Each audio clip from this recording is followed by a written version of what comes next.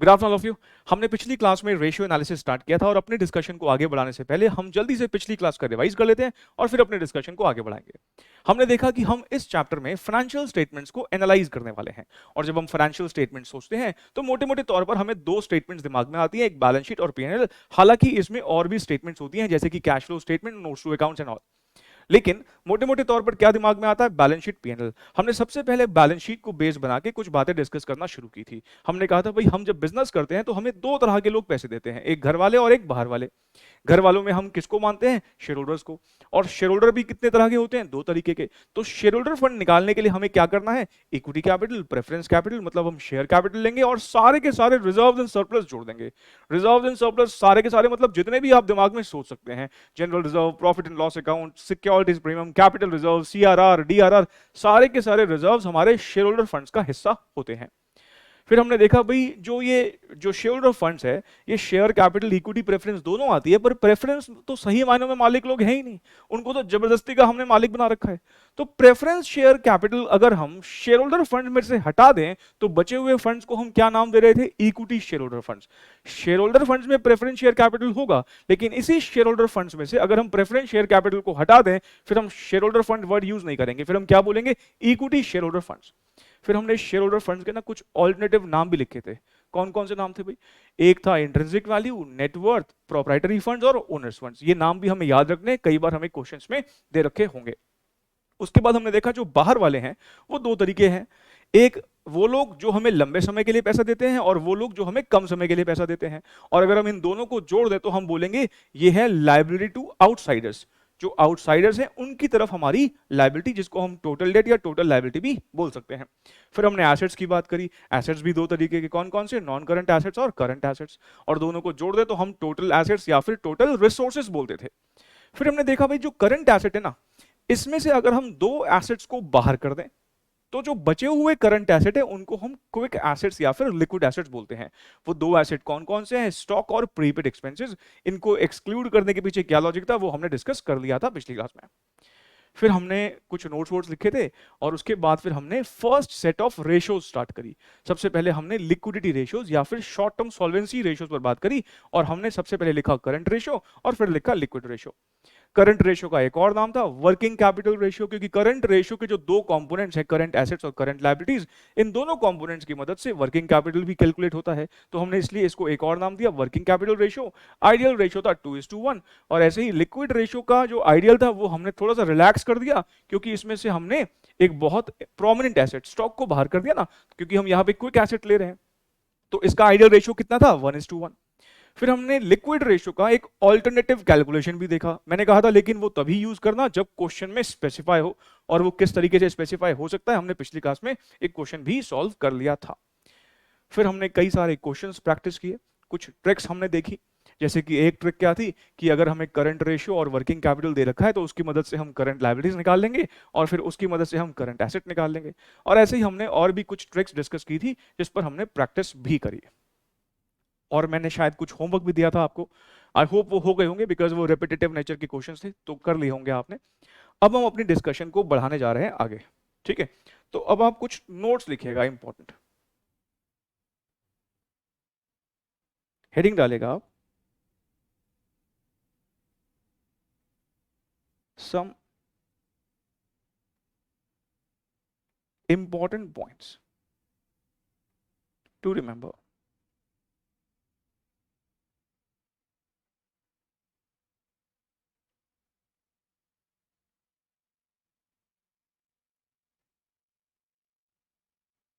पहला पॉइंट,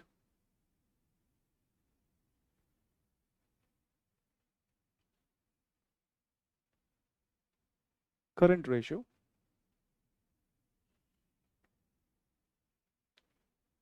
इसके सामने लिखिएगा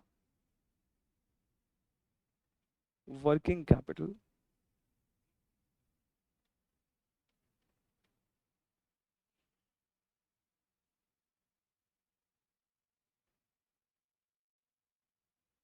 और यहां लिखिएगा ग्रेटर देन 1। इस साइन बनाया, ठीक है ना?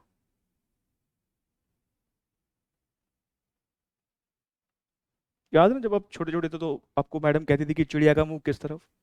तो ये साइन ग्रेटर देन 1 का है। अगर करंट रेशियो ग्रेटर देन 1 हो तो वर्किंग कैपिटल पॉजिटिव होती है। अगर ये इक्वल टू 1 हो, अभी मैं एक्सप्लेन करूंगा, अभी आप लिख लीजिए। अगर ये इक्वल टू 1 हो तो वर्किंग कैपिटल 0 होती है,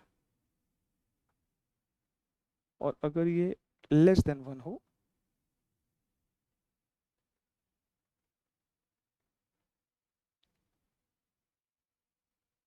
तो वर्किंग कैपिटल नेगेटिव होती है।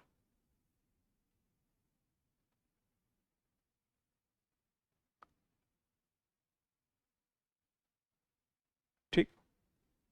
नोट नंबर 2,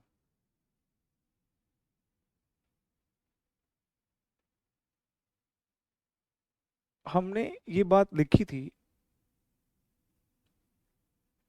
कि आइडियल करंट रेशियो कितना होता है, 2:1।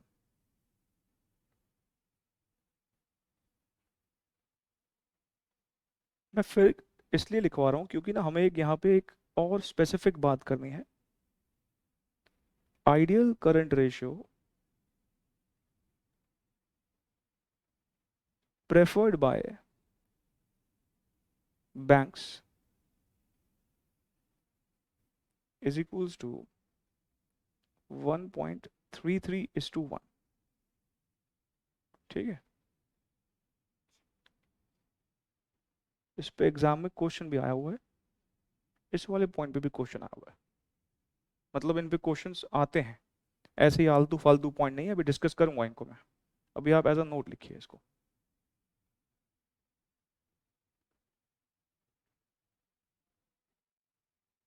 Note number 3,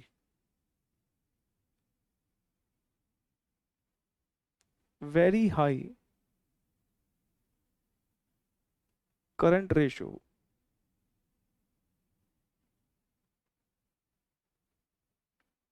may be due to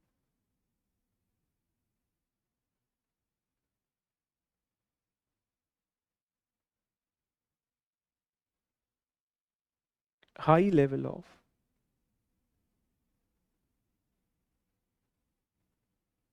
inventory,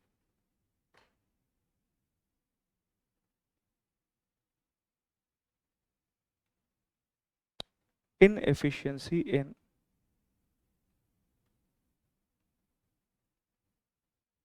collection of debtors,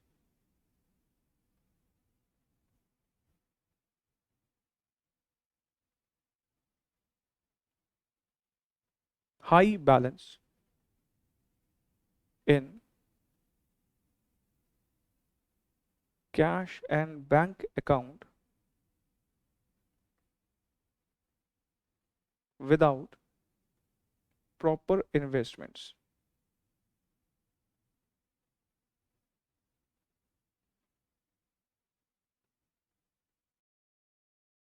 Point number 4, if current ratio oblique liquid ratio is more than ideal ratio, comma, then it is a sign of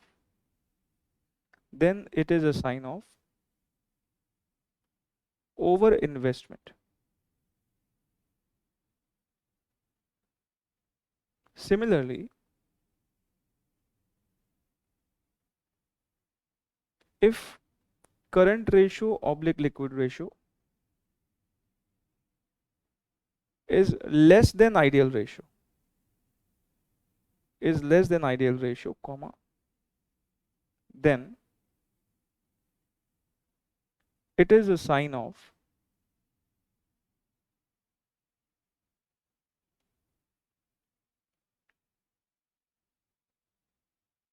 under investment.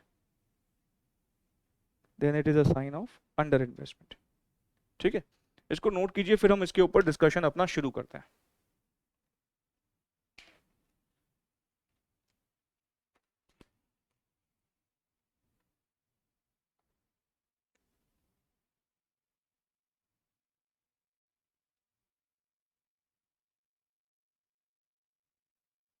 चलिए आइए discuss करते हैं इसको कि क्या है ये notes. देखो नोट नंबर 1 अगर आप देखोगे तो हमें यहाँ पे साफ साफ दिखता है कि करंट रेशियो और वर्किंग कैपिटल के बीच में ना कनेक्शन है।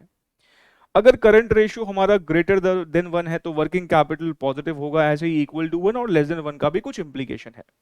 देखो इन दोनों के बीच में जो रिलेशन है वो तो बिल्कुल स्वाभाविक है, होना ही है, क्योंकि जो करंट रेशियो के दो कंपोनेंट्स हैं वो सेम कंपोनेंट्स वर्किंग कैपिटल के भी हैं। करंट रेशियो भी करंट एसेट और करंट लायबिलिटीज की मदद से निकलता है और वर्किंग कैपिटल भी करंट एसेट और करंट लायबिलिटीज की मदद से निकलता है। तो इन दोनों के बीच में तो कनेक्शन होना तय ही है, नहीं?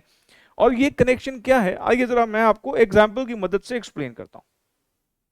देखिए अगर करंट रेशियो 1 है, करंट रेशियो 1 होने का क्या मतलब है कि current assets upon current liabilities, मतलब ये जो न्यूमरेटर और डिनोमिनेटर है ये दोनों के दोनों बराबर होंगे तभी तो 1 होगा। मान लीजिए मैं आपसे कहता हूं कि 10 लाख रुपए के हमारे करंट एसेट हैं, 10 लाख रुपए की करंट लायबिलिटीज हैं, तभी तो ये 1 आएगा। ये दोनों बराबर होने जरूरी है। अगर ये दोनों बराबर होंगे तो करंट रेशियो 1 आ जाएगा, और अगर करंट रेशियो 1 आ जाएगा तो फिर वर्किंग कैपिटल जो होता है वो क्या फॉर्मूला होता है वर्किंग कैपिटल का, current asset minus current liabilities. 10 में से 10 को माइनस कर दो, कितना हो जाएगा, 0। मतलब करंट रेशियो 1 है तो इनडायरेक्टली दिमाग में सोचो कि करंट एसेट और करंट लायबिलिटीज बराबर हैं, और ये अगर दोनों बराबर हैं तो दोनों जब हम दोनों का डिफरेंस निकालेंगे तो 0 ही आएगा, नहीं? अब ऐसे ही आप कुछ भी एज्यूम कर लो कि करंट रेशियो अगर मोर देन 1 है, करंट रेशियो अगर मोर देन 1 का मतलब सपोज करंट एसेट्स हमारे 20 लाख रुपए के हैं और करंट लायबिलिटी हमारी 10 लाख रुपए की है, मोर देन 1 तभी आएगा ना जब न्यूमरेटर ज्यादा हो। न्यूमरेटर समझते हो, जो ऊपर ज्यादा, ऊपर वाली फिगर अगर ज्यादा होगी तभी तो मोर देन 1 आएगा। और न्यूमरेटर मतलब current assets should be, must be more than current liabilities, तभी ये मोर देन 1 आएगा। और अगर current assets more than current liability होगा तो वर्किंग कैपिटल तो पॉजिटिव ही आएगा ना, सोचिए आप। तो 20 में से अगर मैं 10 को माइनस कर दूं तो कितना आएगा, 10। ये क्या आया है, यहाँ पे 0 आया, यहाँ पर ये वर्किंग कैपिटल क्या आया, पॉजिटिव आया। अच्छा अब बताइए करंट रेशियो लेस देन 1 का क्या मतलब है, न्यूमरेटर जो है वो इस बार कम होना चाहिए डिनोमिनेटर से। न्यूमरेटर मान लीजिए सपोज मैं कहता हूं 5 लाख रुपए के हमारे करंट एसेट है, 10 लाख रुपए की हमारी करंट लायबिलिटी, ये क्या आ गया 0.5, इस बार लेस देन 1 है। अगर ये लेस देन 1 है तो वर्किंग कैपिटल इस बार हमारा क्या आ जाएगा, वर्किंग कैपिटल इस बार हमारा नेगेटिव आएगा। वर्किंग कैपिटल इस बार क्या आएगा, नेगेटिव आएगा। सीधी बात यह है कि अगर करंट रेशियो 1 से ज्यादा है इसका मतलब न्यूमरेटर डिनोमिनेटर से ज्यादा ही होगा, और न्यूमरेटर में करंट एसेट आता है। अगर करंट एसेट ज्यादा होंगे तो वर्किंग कैपिटल हमेशा पॉजिटिव आएगा। लेकिन अगर हमारा करंट रेशियो लेस देन 1 है, दैट मींस जो न्यूमरेटर है, जो ऊपर वाली फिगर मतलब करंट एसेट है, वो डिनोमिनेटर से कम ही तो होंगे। और अगर करंट एसेट करंट लायबिलिटीज में से कम है इसका मतलब हम अपनी ऑब्लिगेशन पूरी टाइम पे नहीं कर पाएंगे, हमारी वर्किंग कैपिटल उस केस में क्या हो जाएगी, वो नेगेटिव हो जाएगी। ये बातें ध्यान रखने वाली हैं क्योंकि इस पर एमसीक्यू बनता है। तो हमें क्या ध्यान रखना है कि करंट रेशियो अगर 1 है, 1 का मतलब न्यूमरेटर डिनोमिनेटर एग्जैक्टली सेम है, तो वर्किंग कैपिटल 0, क्योंकि दोनों बराबर हैं तो दोनों का डिफरेंस 0 आएगा। और अगर वो 1 से ज्यादा है तो वर्किंग कैपिटल पॉजिटिव, वो 1 से कम है तो वर्किंग कैपिटल जो है वो नेगेटिव हो जाएगी। मेरे ख्याल से ये वाला नोट तो क्लियर हो गया होगा आपको, इसमें तो कोई इशू नहीं। ठीक है, बढ़े आगे बढ़े। चलिए अगला नोट, आइडियल करंट रेशियो। ये तो हमने पिछले क्लास में भी देखा था। आइडियल करंट रेशियो 2:1 होता है, हमें पता है। अब ना क्योंकि हमें अपने स्टडी मटेरियल को तो बड़े अच्छे से देख के जाना है। देखो हमारा इंस्टीट्यूट स्टडी मटेरियल से काफी लाइनें उठा के क्वेश्चंस पूछता है, और हमारी पूरी कोशिश रहेगी थ्रू आउट सिलेबस कि हम वो सारी इंपॉर्टेंट लाइनें क्लास में डिस्कस कर लें। अब जानते हो ये तो मैंने इस पे तो क्वेश्चन भी आ चुका, लेकिन मैं शुरुआत से ही नोट्स में लिखवाता आता था ये कि आइडियल करंट रेशियो बैंक्स जो प्रेफर करते हैं वो कितना प्रेफर करते हैं, 1.33:1। ये लाइन ना हमारे स्टडी मैट में, देखो एक्चुअली बैंक कुछ मर्जी प्रेफर करें, लेकिन हमारे स्टडी मटेरियल में अगर इंस्टीट्यूट ने बोल दिया कि बैंक 1.33:1 प्रेफर करते हैं तो वो एग्जैक्टली वही देगा एग्जाम में क्वेश्चन के लिए। ठीक है, तो बैंक बोलते हैं भाई देखो 2:1 ना कुछ ज्यादा ही है, 1.33:1 भी है, मतलब आपके पास स्टिल 0.33 का बफर है। मतलब अगर आप सपोज अगर देखा जाए 1.33:1 का मतलब क्या हो गया, 1 के आगे 0.33 मतलब 1/3 हमारे पास ज्यादा करंट एसेट है अगेंस्ट करंट लायबिलिटीज, हमें ये भी चलेगा। हमें डबल की नीड नहीं है। हम अगर आप हमसे कोई लोन वोन लेने आए हो, शॉर्ट टर्म लोन लेने के लिए आए हो, तो हम आपका 1.33:1 का भी करंट रेशियो है तो हम आपकी एप्लीकेशन को एक्सेप्ट कर लेंगे। ये बात हमारे स्टडी मैट में लिखी है और इस पर फिर क्वेश्चन भी पूछा इंस्टीट्यूट ने, आ चुका है एग्जाम में क्वेश्चन, ठीक है। तो 1.33:1 ये याद रखना है आपने। वैसे क्या है 2:1? अगर मान लो एग्जाम में सिंपली क्वेश्चन आया what is ideal current ratio और 4 ऑप्शन दे दिए, what is ideal current ratio सिर्फ इतना लिखा है, फिर हम 2:1 टिक करके आएंगे। लेकिन वो बोले ideal current ratio preferred by banks, फिर हम 1.33। वैसे क्या है 2:1, प्रेफर्ड बाय बैंक्स कितना है 1.33:1। तो हमें जब वो प्रेफर्ड बाय बैंक्स लिखे तब 1.33:1 को टिक करके आना है, ठीक है जी। चलिए ये भी नोट क्लियर, कोई दिक्कत नहीं। पॉइंट नंबर 3 कहता very high current ratio may be due to. अब होता क्या है, जनरली हमारे दिमाग में परसेप्शन होता है कि करंट रेशियो जितना ज्यादा हो उतना बेहतर। ऑफ कोर्स जितना ज्यादा होगा उतना अच्छा है, इसका मतलब हमारे पास बफर है। लेकिन प्रॉब्लम यह है कि कई बार हाई करंट रेशियो इनएफिशिएंसी का भी साइन होता है। इनएफिशिएंसी का साइन मतलब आप सोचें, जरा ध्यान से सोचें, हमारे पास मान लो स्टॉक बहुत पड़ा है, बहुत स्टॉक पड़ा है। अगर स्टॉक बहुत ज्यादा होगा तो हमारा करंट रेशियो हाई होगा। लेकिन मैं जब गोडाउन में देखने के लिए गया तो देखा, मान लो हमारा गारमेंट्स का हमारा सपोज काम है, कपड़े का काम है, मैं देखने गया तो वहां पर कपड़े जो पड़े हुए ना, सारे के सारे वो कपड़े पड़े हुए जो अब ना आउट ऑफ फैशन हो चुके हैं। भाई गारमेंट इंडस्ट्री में फैशन चेंज होता रहता है, तो एक टाइम के बाद वो कपड़ा चलता नहीं मार्केट में।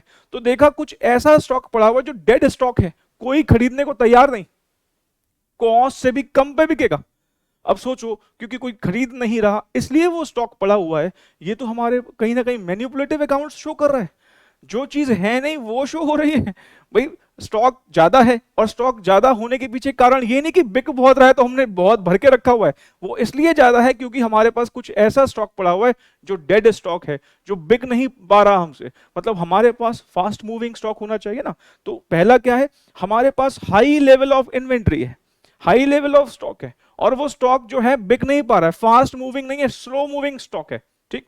एक होता है कि जो गुड्स रखा काउंटर पे रखा और बिक गया, और एक है कोई खरीद ही नहीं रहा, उसकी डिमांड कम है। अब वो डिमांड कम बहुत सारे रीजनों की वजह से हो सकती है, बहुत सारे रीजंस की वजह से हो सकती है, जिसमें से एक रीजन क्या है कि वो जो स्टॉक है आज के जमाने में ऑब्सोलीट हो चुका है। ये भी एक कारण हो सकता है हाई करंट रेशियो का। Inefficiency in collection of debtors, हम उधार पे सेल करते हैं, और उधार पे सेल करेंगे तो सेल तो हो रही है, और क्योंकि हम उधार पे सेल कर रहे हैं तो डेटर से राइज हो जाएंगे। और हम ना सेल करते वक्त इस बात का ध्यान ही नहीं दे रहे कि वो डेटर कभी पैसे देगा भी कि नहीं देगा, बस सेल करने के चक्कर में करे जा रहे हैं, देख ही नहीं रहे कि उसकी क्रेडिबिलिटी कैसी है। अब एक टाइम आएगा जब उसका क्रेडिट पीरियड खत्म हो जाएगा 2 महीने 3 महीने बाद, अब उससे पेमेंट मांगने के लिए जाते हैं, वो मना कर देता, दे ही नहीं रहा, और लटका के रखा हुआ है, तड़पा दिया, बिल्कुल नहीं दे रहा पेमेंट, 4 6 8 महीने हो चुके नहीं दे रहा पेमेंट। अब सोचो, ज्यादा ज्यादा डेटर का मतलब हमने उधार पे बहुत सेल करी है, पर ऐसी उधार की सेल का फायदा ही क्या जो रियलाइज ना हो पाए।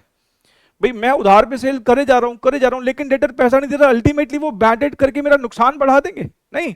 तो हमारे पास हो सकता है डेटर्स इतने ज्यादा हों कि वो हमारे कैश में कन्वर्ट ही नहीं हो रहे, और कैश में कन्वर्ट ना होने के पीछे कारण क्या है कि हमारी जो जो पॉलिसी है ना, कलेक्शन पॉलिसी है ना, वो ठीक नहीं है। रिकवरी मैकेनिज्म हमने सही से नहीं बना रखा अपना, कल देते ही नहीं वो कस्टमर। अभी ना जब हम आगे चल के, जैसे मैंने कहा था, शेड्यूल 3 पढ़ेंगे तो हम वहां देखेंगे कि बैलेंस शीट में हमें ऐसे भी डेटा दिखाने होते हैं जिनसे हमें 6 महीने से ज्यादा पैसे नहीं मिले। भाई ऐसा कौन सा डेटा तो 6 महीने से पेमेंट नहीं कर रहा, क्रेडिट पीरियड 1 महीने का होता है, 2 महीने का होता है, 3 महीने का होता है, 6 महीने से ऊपर हो गया मतलब अब ये डेटर जो है शायद आपके पैसे मार के बैठा हुआ है, नहीं देगा।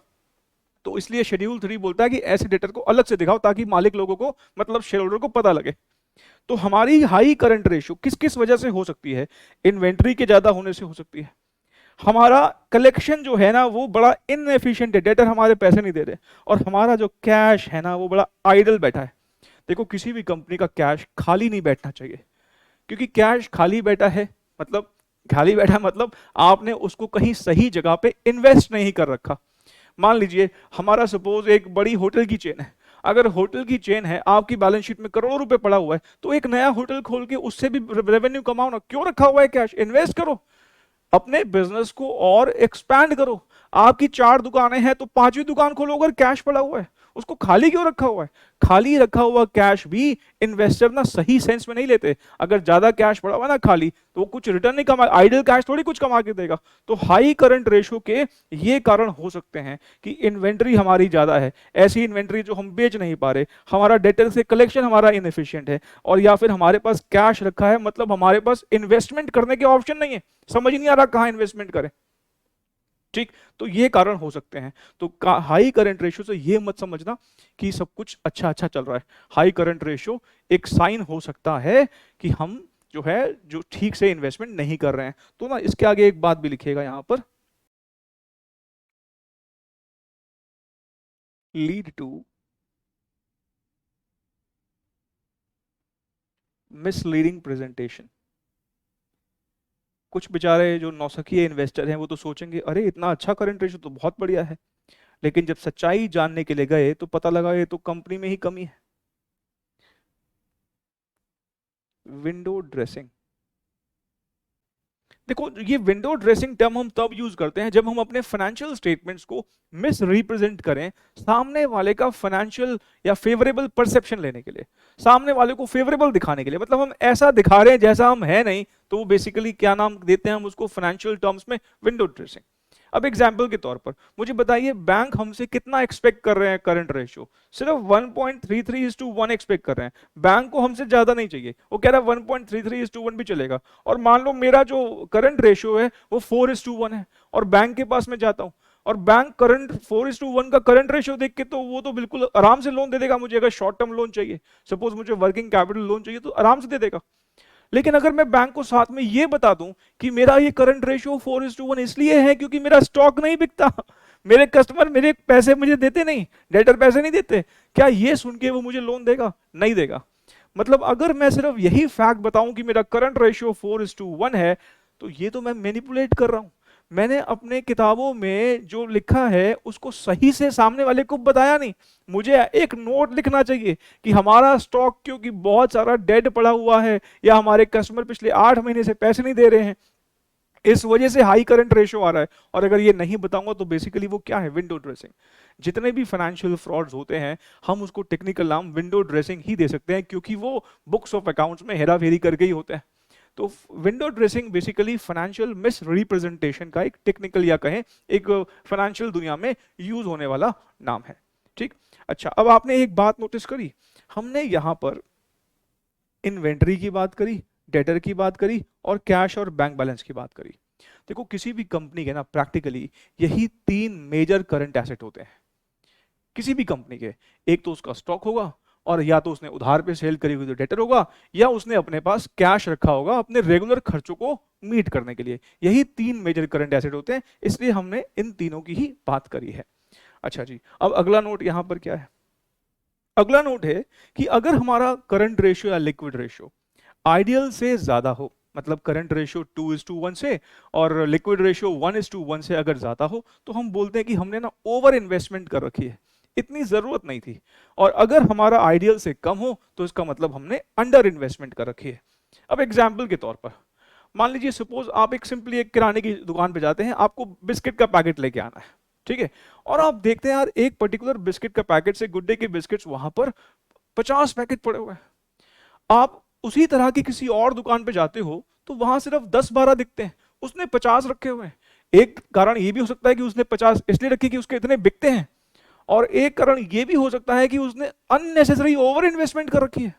भाई अगर उसने 50 पैकेट रखे हैं इसका मतलब उसका स्टॉक ज्यादा, उसका स्टॉक ज्यादा उसका मतलब करंट रेशियो उसका ज्यादा आएगा बाकी दुकानदारों के मुकाबले नहीं। और एक और एग्जांपल लो, मान लो आपका सपोज महीने का खर्चा कैश, महीने का खर्चा मान लो घर का 50,000 का है, लेकिन पापा घर में 4 लाख रुपए रख के रखते हैं, तो आपने कहीं ना कहीं कैश ज्यादा रखा हुआ है, घर में कैश ज्यादा रखा हुआ है, दैट मींस आपने कैश में ओवर इन्वेस्टमेंट। क्यों कैश रखा है घर में? उसको कहीं पर लगा दो तो वो कमा के देगा। ठीक बिजनेस के पॉइंट ऑफ व्यू से सोच लो, अगर किसी ऑर्गेनाइजेशन में हम देखते हैं बाकी सारे कॉम्पिटिटर सिर्फ 2 करोड़ का कैश मेंटेन करते हैं, इस वाले बिजनेसमैन ने 5 करोड़ का कैश रखा हुआ है बैलेंस शीट के अंदर, तो वो भी हमारी करंट रेशियो को बढ़ा देगा। मतलब अगर हमारा करंट रेशियो ज्यादा है तो हम कहेंगे कि हमने ओवर इन्वेस्टमेंट कर रखी है।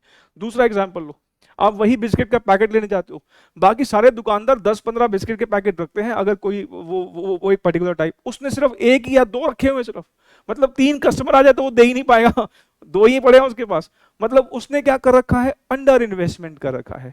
जितना कैश चाहिए खर्चे मीट करने के लिए वो नहीं रखा, बार बार क्रेडिटर्स आते हैं तो उनको टरकाता रहता है कि भाई ठीक है अगली बार लेना, अगली बार लेना। क्यों? क्योंकि कैश मेंटेन नहीं कर रखा उसने। तो हम क्या कह सकते हैं, क्योंकि हम जब किसी दुकान में स्टॉक देखते हैं तो ना उसमें इन्वेस्टमेंट हो रखी होती है। भाई पैसे लगा रखे ना, पहले हम खुद खरीद के लेके आए, और जब खुद खरीद के लेके आए तो हमने पैसे दिए होंगे ना, उसके बाद वो बिकेगा। ऐसे ही जब हम डेटर्स को उधार पे सेल करते हैं तो डेटर्स को तो हमने अपने पास से पैसे, अपने पास से गुड्स दे दिए, अब वो जेब से मेरे लगे हैं लेकिन मुझे अभी उसके अगेंस्ट पैसा मिला नहीं है। तो हम ना बेसिकली कहते हैं करंट एसेट में हमारी इन्वेस्टमेंट है। अगर हमने करंट एसेट आइडियल से ज्यादा मेंटेन कर रखे हैं तो हम कहेंगे ओवर इन्वेस्टमेंट है, आइडियल से कम मेंटेन कर रखे हैं तो हम बोलेंगे अंडर इन्वेस्टमेंट है। जितनी बातें बोली है ना ये सारी की सारी कुछ ना कुछ एमसीक्यू एग्जाम में आए हुए हैं। ठीक है, ये अंडर है, ओवर इन्वेस्टमेंट इस पे भी आया हुआ है, और जो ऊपर हमने पॉइंट्स लिखे हैं उस पे भी करेंगे, प्रैक्टिस करेंगे तो दिखेगा आपको। चलिए अब नोट नंबर 5 लिखेगा आप, नोट नंबर 5।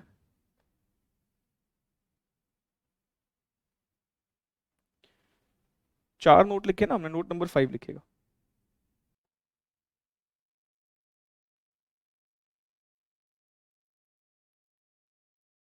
वर्किंग कैपिटल क्या होता है भाई? वर्किंग कैपिटल का formula sir current assets minus current liabilities. ठीक, अच्छा अगर आप इसकी मदद से करंट एसेट्स निकालना चाहे तो क्या करोगे? Current assets is equals to, हम ये करंट लायबिलिटी अगर यहां ले जाएं तो working capital plus current liabilities. और अगर मुझे करंट लायबिलिटीज निकालना हो तो करंट लायबिलिटीज कैसे निकालेंगे? इसको यहाँ ले जाएंगे, इसको यहाँ ले जाएंगे तो साइन चेंज आएगा, और वर्किंग कैपिटल को यहाँ ले आएंगे तो current assets minus working capital. ठीक है ना, इन पर भी एमसीक्यू आ चुका है, तो हमें ये भी ध्यान रखना है कि वर्किंग कैपिटल से 2 इक्वेशन और बन सकती है। जैसे working capital is equals to current assets minus current liabilities, ऐसे ही करंट एसेट्स को भी हम करंट एसेट के कॉन्टेक्स्ट में भी हम ये कंप्यूटेशन कर सकते हैं, ऐसे ही करंट लायबिलिटी के कॉन्टेक्स्ट में भी बोल सकते हैं। चलिए अब ऐसा करते हैं, आगे क्वेश्चंस करना स्टार्ट करते हैं। क्वेश्चन नंबर चलते हैं 17 की तरफ। Question number 17, current ratio is also known as, current ratio का एक और नाम बताइए भाई। करंट रेशियो का सर एक नाम और होता है वर्किंग कैपिटल रेशियो। इसका मतलब D is the correct answer. जैसे कि मैंने आपको पहले भी कहा था, आप बुक में तो टिक नहीं करेंगे, क्योंकि जहां आपने बुक में टिक किया इसका मतलब आप फिर से रिवाइज जब करेंगे तो आपके सामने पहले से आपने सारे आंसर टिक कर रखे होंगे। तो हम यहाँ पर क्या करते हैं, हम यहाँ पर लिखते चले जाते हैं, अपने रजिस्टर में लिखते, क्या दिक्कत है। क्वेश्चन नंबर 17 का सही आंसर क्या है? डी है। चलिए जी आगे बढ़ते हैं। Question number 18, working capital ratio is also known as, अरे ये सेम ही क्वेश्चन है, और ध्यान रहे एग्जामिनेशन क्वेश्चन है, आलतू फालतू क्वेश्चन नहीं करते हम। वर्किंग कैपिटल रेशियो का एक और भी नाम क्या होता है? करंट रेशियो ही होता है। Working capital ratio is also known as current ratio. तो क्वेश्चन नंबर 18, क्वेश्चन नंबर 18 का सही आंसर क्या हुआ? क्वेश्चन नंबर 18 का सही आंसर हुआ सी। उसके बाद आगे बढ़ो, question number 19, a current ratio of less than 1, current ratio of less than 1 implies that working capital is, current ratio अगर 1 से कम है, बताइए जी, अगर करंट रेशियो 1 से कम है इसका मतलब न्यूमरेटर छोटा हुआ, मतलब current assets are less than current liability. अगर करंट एसेट करंट लायबिलिटी से कम होंगे तो वर्किंग कैपिटल नेगेटिव आ जाएगा, ऐसा है कि नहीं? वर्किंग कैपिटल फिर क्या आएगा? नेगेटिव आएगा। और चेक करो आप, हमने यही तो लिखा था यहाँ पर अभी, अगर हमारा लेस देन 1 होगा तो वर्किंग कैपिटल क्या आएगा? नेगेटिव आएगा। आई होप कि आपको समझ में आ रहा है। ठीक, चलिए जरा देखते हैं, तो यहाँ पर हम क्या लिखें सही? B, negative. तो हम लेकिन इधर भी question number 19, question number 19 B is the correct answer. इसके बाद question number 20, a current ratio of 1 implies that, अगर करंट रेशियो 1 है, करंट रेशियो 1 है तो वर्किंग कैपिटल क्या होगा? वर्किंग कैपिटल 0 होगा, क्योंकि करंट रेशियो 1 होने का मतलब है वर्किंग कैपिटल 0 होगा, क्योंकि दोनों बराबर हैं, करंट एसेट्स और करंट लायबिलिटीज दोनों बराबर हैं। इसका सही आंसर क्या होगा? सी। अब आप जरा देखिए ध्यान से, एक्चुअली हुआ क्या है, एग्जाम में तो एक ही आया था, एग्जाम में तो कौन सा वाला आया था? एग्जाम में तो 19 ही आया था, लेकिन मैंने उसी के बेसिस पर 20 और 21 बना दिया, क्योंकि अब ये भी पूछ सकता है एग्जामिनर, वैसे एग्जाम में कौन सा आया था 19, मैंने उसी के बेसिस पे 2 क्वेश्चन और बना डाले। A current ratio of more than 1 implies that, बताइए भाई मोर देन 1 मतलब पॉजिटिव होगा। तो question number 21, question number 21 positive का मतलब A is the answer. I hope कि समझ में आ रहा होगा। ठीक है, चलिए जी बढ़े भाई, आगे बढ़े। 21 भी हो गया हमारा। उसके बाद है 22, current liabilities are equal to. अगर आपको थोड़ा भी कंफ्यूजन हो तो आप पहले क्या करें, आप पहले लिख लीजिए। क्या लिख लीजिए, पहले आप ये लिख लीजिए कि वर्किंग कैपिटल क्या होता है। वहां गलती नहीं करके आनी हमें।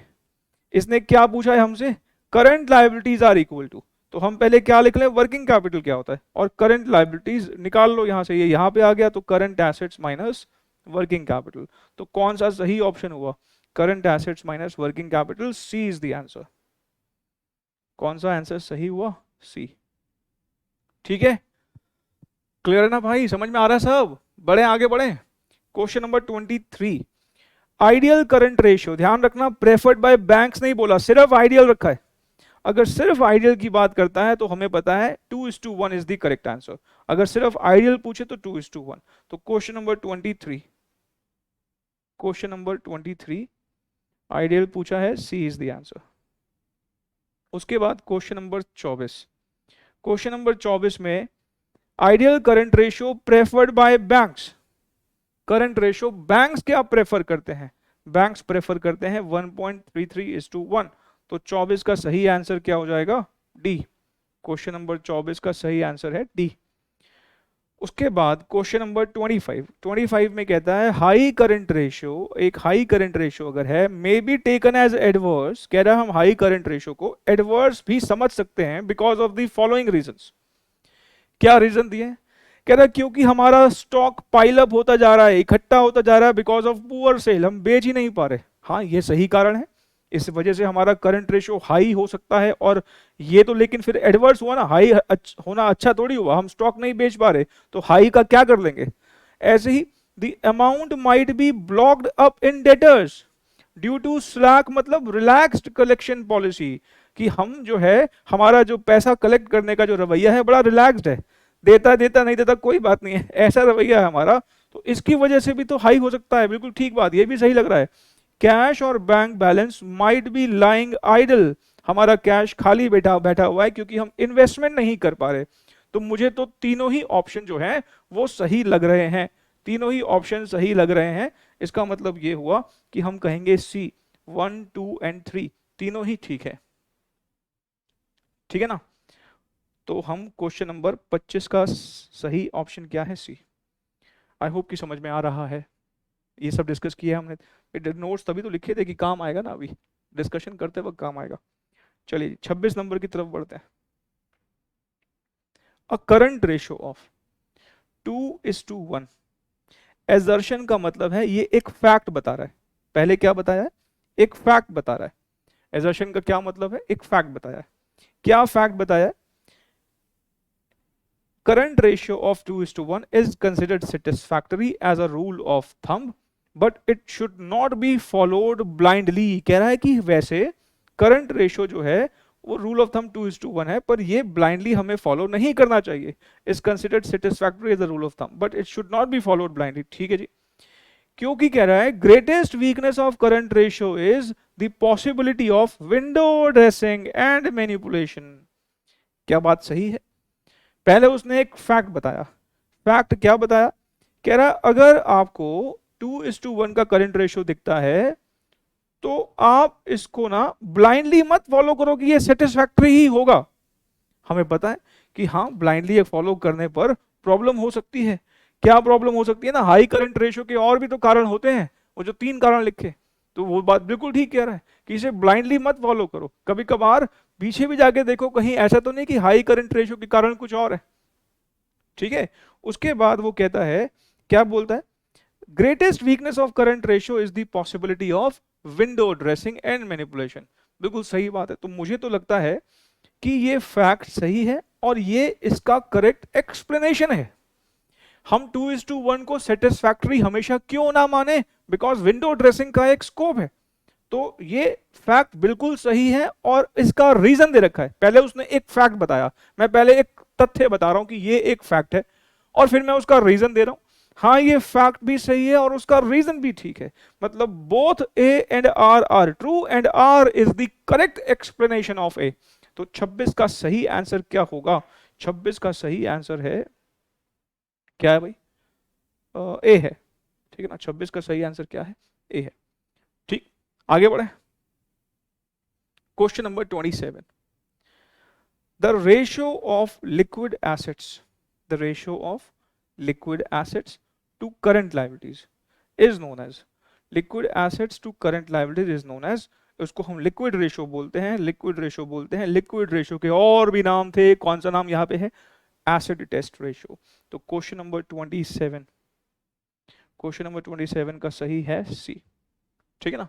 आप रजिस्टर पर ऐसे ही लिखना, आप अपनी बुक पे ऐसे टिक मत कर देना। मेरे पास तो ऑप्शन है, आपके पास ऑप्शन नहीं है, बाद में रिवाइज नहीं कर पाओगे। Question number 28, quick ratio is the indicator of dash position of an enterprise।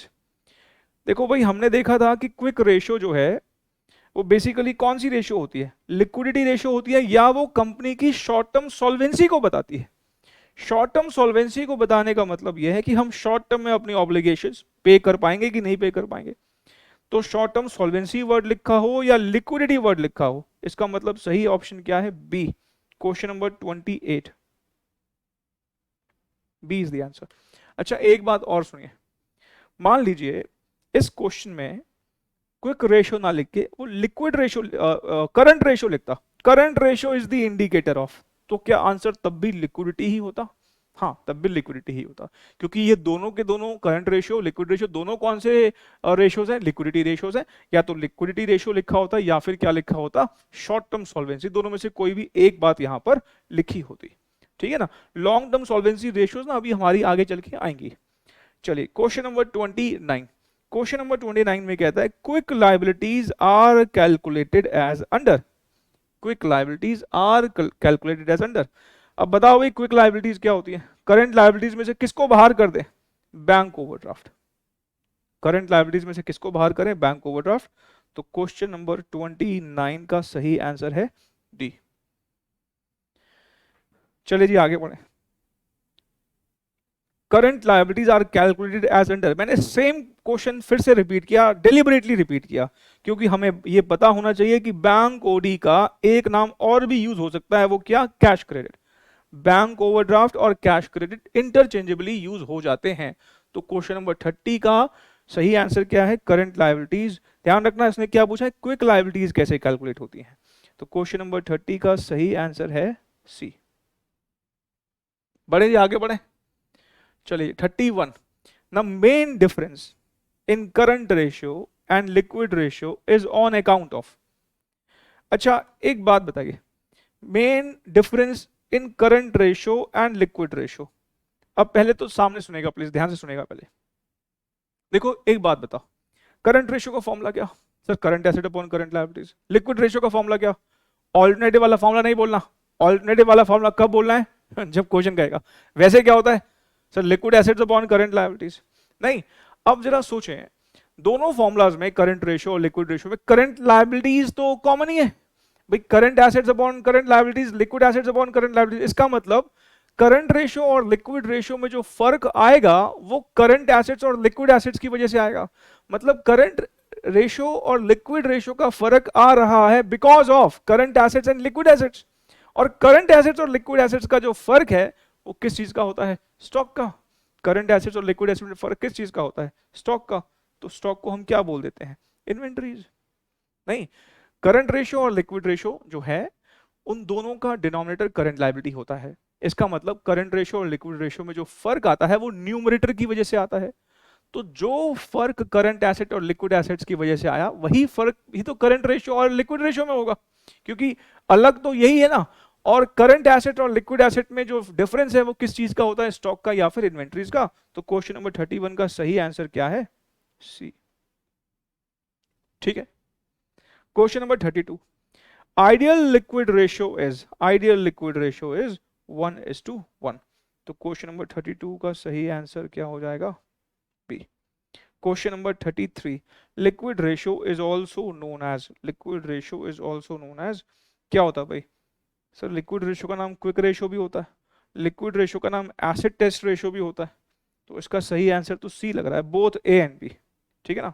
तो क्वेश्चन नंबर 33 का सही आंसर क्या है? बोथ ए एंड बी, ठीक। तो यहाँ तक हमने अभी कुछ बेसिक से ही क्वेश्चंस किए हैं, इसमें कुछ था नहीं, पर हाँ इस जितने भी क्वेश्चंस हमने अभी किए हैं, आप देखिए देख रहे हो इनमें से मैक्सिमम क्वेश्चंस जो हैं एग्जामिनेशन क्वेश्चंस हैं। आप देख रहे हो, ये देखो ये देखो, ये एग्जामिनेशन, ऐसे आलतू फालतू क्वेश्चंस नहीं आए हुए हैं एग्जाम में, तो आपके एग्जाम में बिल्कुल आएंगे। अच्छा, इन क्वेश्चंस की एक खास बात बताऊं मैं आपको, अब ध्यान से सुनना प्लीज।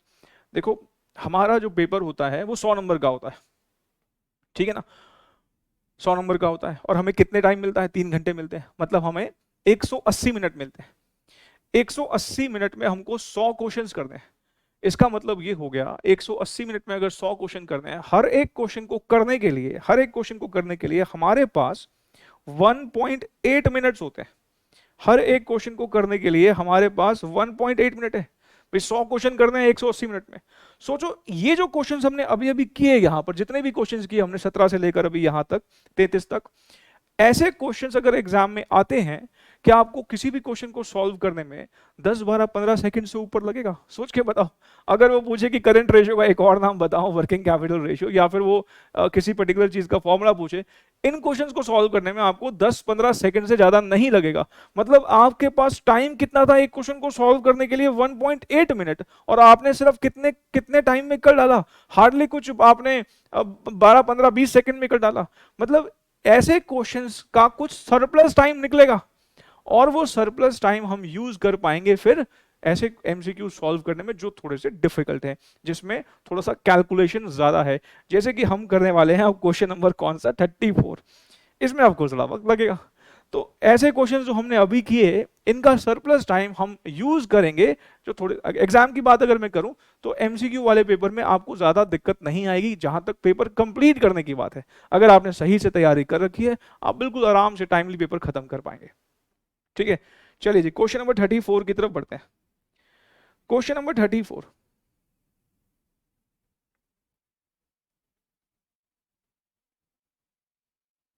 क्या कहता है? करंट एसेट्स है 7 लाख रुपए के, करंट लायबिलिटीज है 4 लाख रुपए की। Company requires working capital finance, company requires working capital finance. Working capital finance basically short term loan का दूसरा नाम होता है। Working capital finance short term loan का दूसरा नाम होता है। शॉर्ट टर्म लोन का मतलब करंट लायबिलिटी बढ़ेगी ये लोन लेने से नहीं। हम अगर वर्किंग कैपिटल फाइनेंस चाह रहे हैं, मतलब शॉर्ट टर्म लोन लेना चाह रहे हैं, तो शॉर्ट टर्म लोन लेने से हमारी करंट लायबिलिटी बढ़ जाएगी। अच्छा जी, to augment its operations, augment का मतलब होता है increase, to augment its operations मतलब increase. As a matter of policy, as a matter of policy decision, the management has decided, as a matter of policy decision, the management has decided that current ratio should not go below 1.5।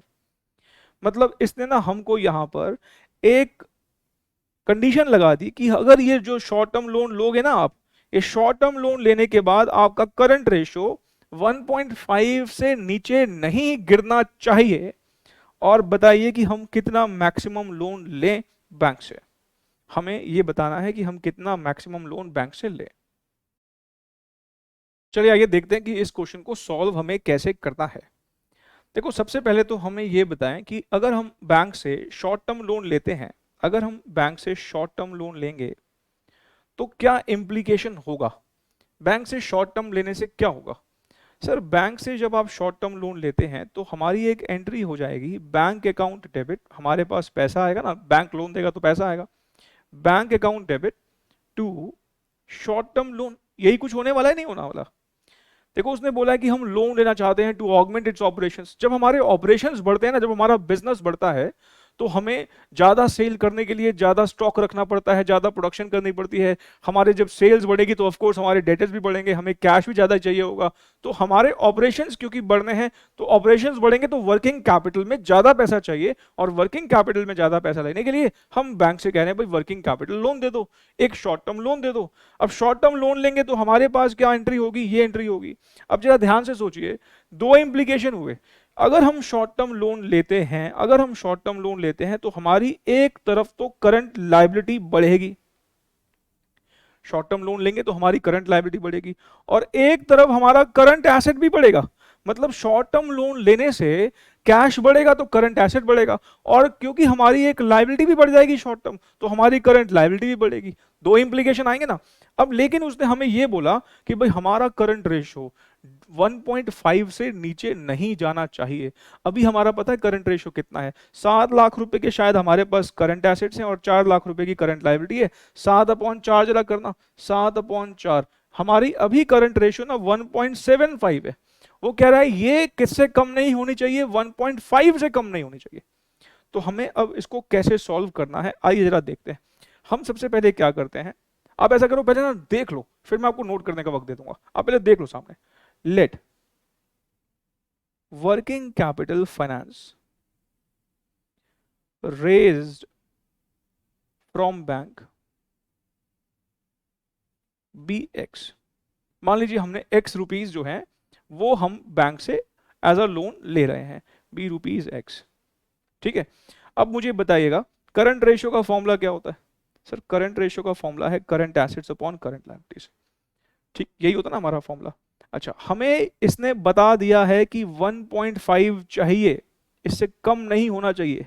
Maximum loan बता रहा है कितना लो, तो maximum loan हम कितना लेंगे कि हमारा करंट रेशियो हद से हद कितना गिरे, 1.75 है, हद से हद कितना गिरे 1.5 तक हो जाए, ये हमें दे रखा है इसने।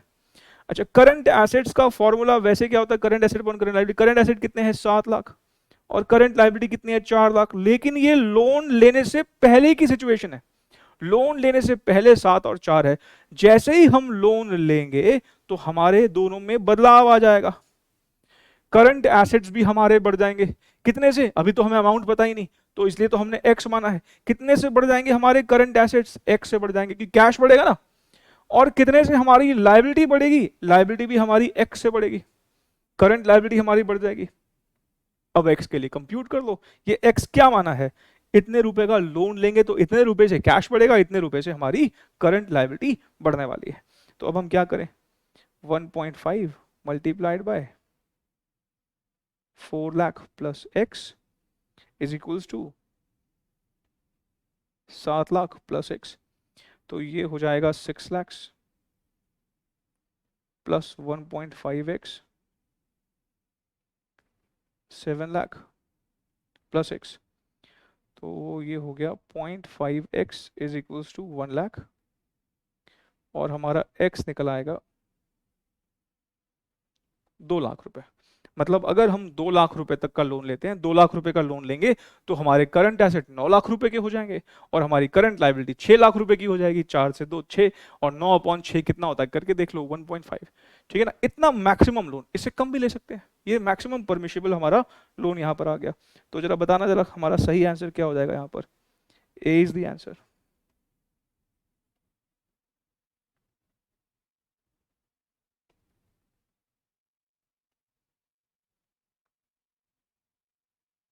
ठीक है ना, तो ए इज द आंसर।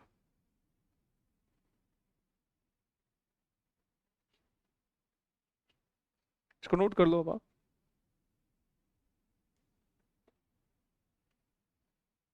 ये कहाँ से, यहाँ से नोट कर लो, ये लो।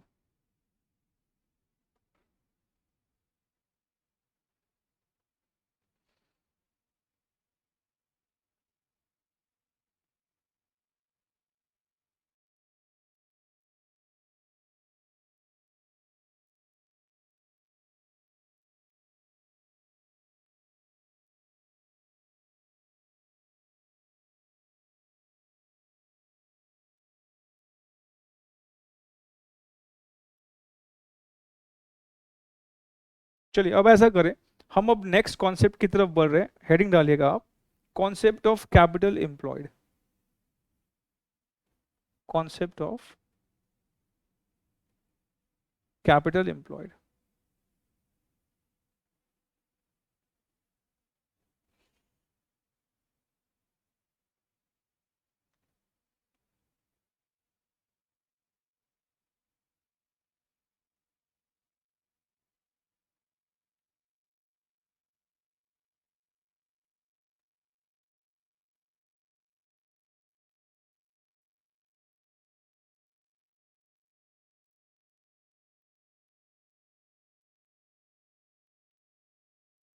चलिए अब ध्यान से सुनिएगा प्लीज, हो सके तो पेन ना छोड़ दो, मैं लिखने का वक्त दे दूंगा आपको।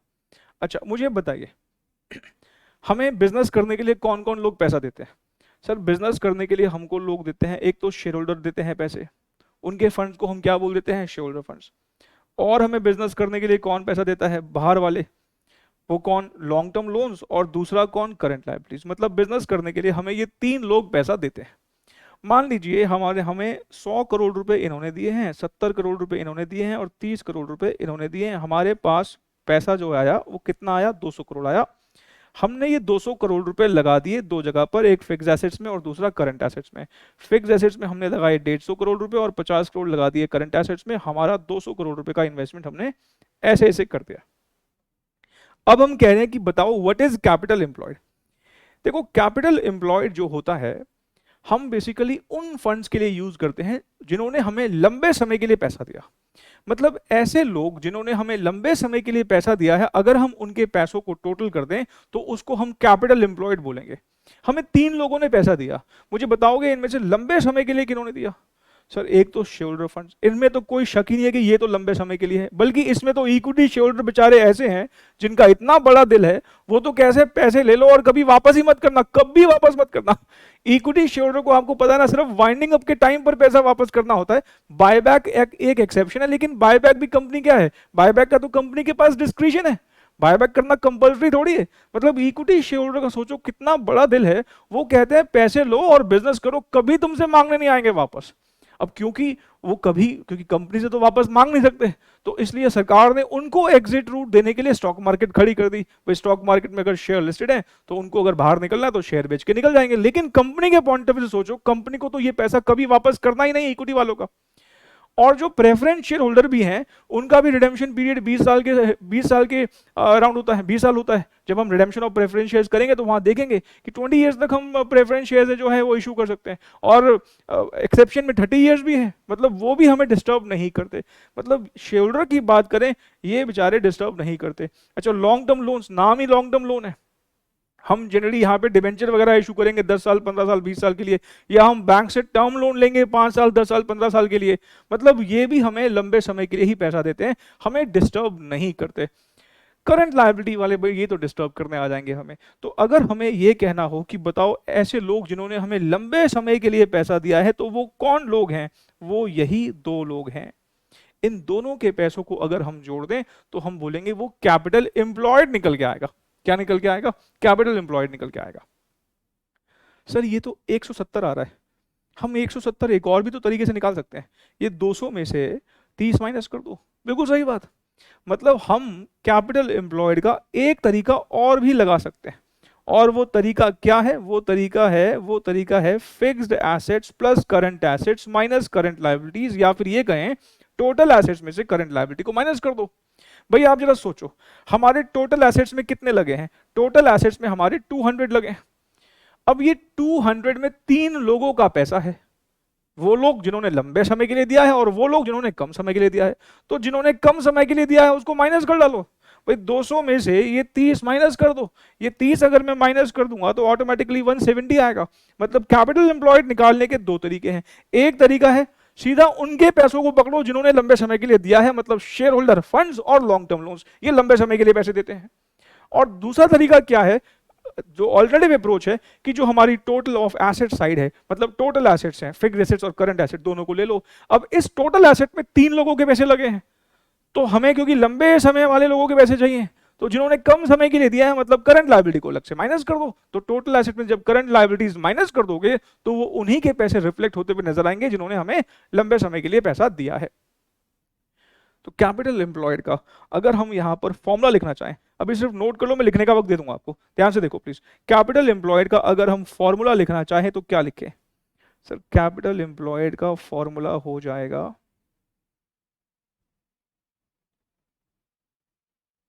Share holder funds plus long term loans. एक और भी फॉर्मूला है, कैपिटल एम्प्लॉयड का एक फॉर्मूला और है, क्या भाई? टोटल एसेट्स में से करंट लायबिलिटीज को माइनस कर दो, या फिर हम टोटल एसेट्स को थोड़ा सा एक्सपैंड करें, fixed assets plus current assets minus current liabilities. अच्छा एक बात देखो, ये अगर मैं देखूं तो current assets minus current liability, अरे तो वर्किंग कैपिटल होता है, तो fixed assets plus working capital.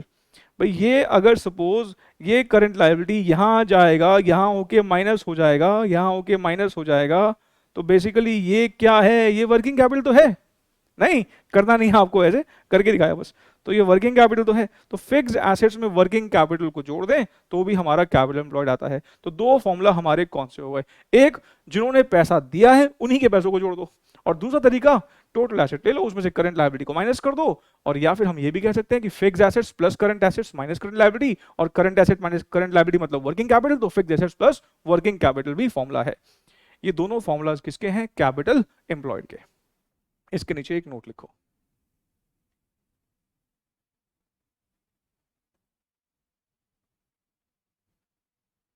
Capital employed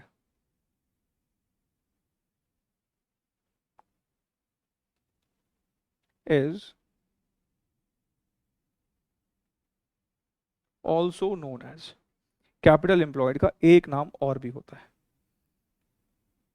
क्या नाम होता है, लॉन्ग टर्म, ध्यान रखना लॉन्ग टर्म लोन्स नहीं कह रहा हूं, लॉन्ग टर्म फंड्स कह रहा हूं, लॉन्ग टर्म फंड्स या फिर टोटल लॉन्ग टर्म फंड्स, ठीक है, लॉन्ग टर्म फंड्स कह लो या टोटल लॉन्ग टर्म फंड्स कह लो, एक ही बात है।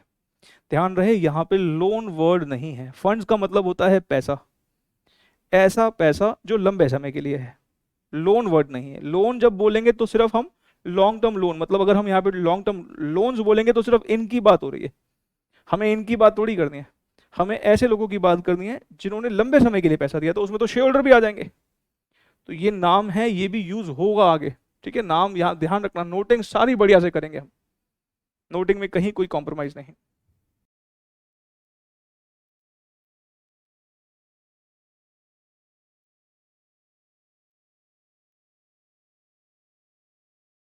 चले बढ़ते हैं आगे। अब हम क्या करेंगे, हमने कितने क्वेश्चंस सॉल्व कर लिए थे, हमने क्वेश्चन नंबर 34 तक कर लिया था, राइट। चलिए क्वेश्चन नंबर 35, क्वेश्चन नंबर 35 में कहता है capital employed of the company is calculated as under.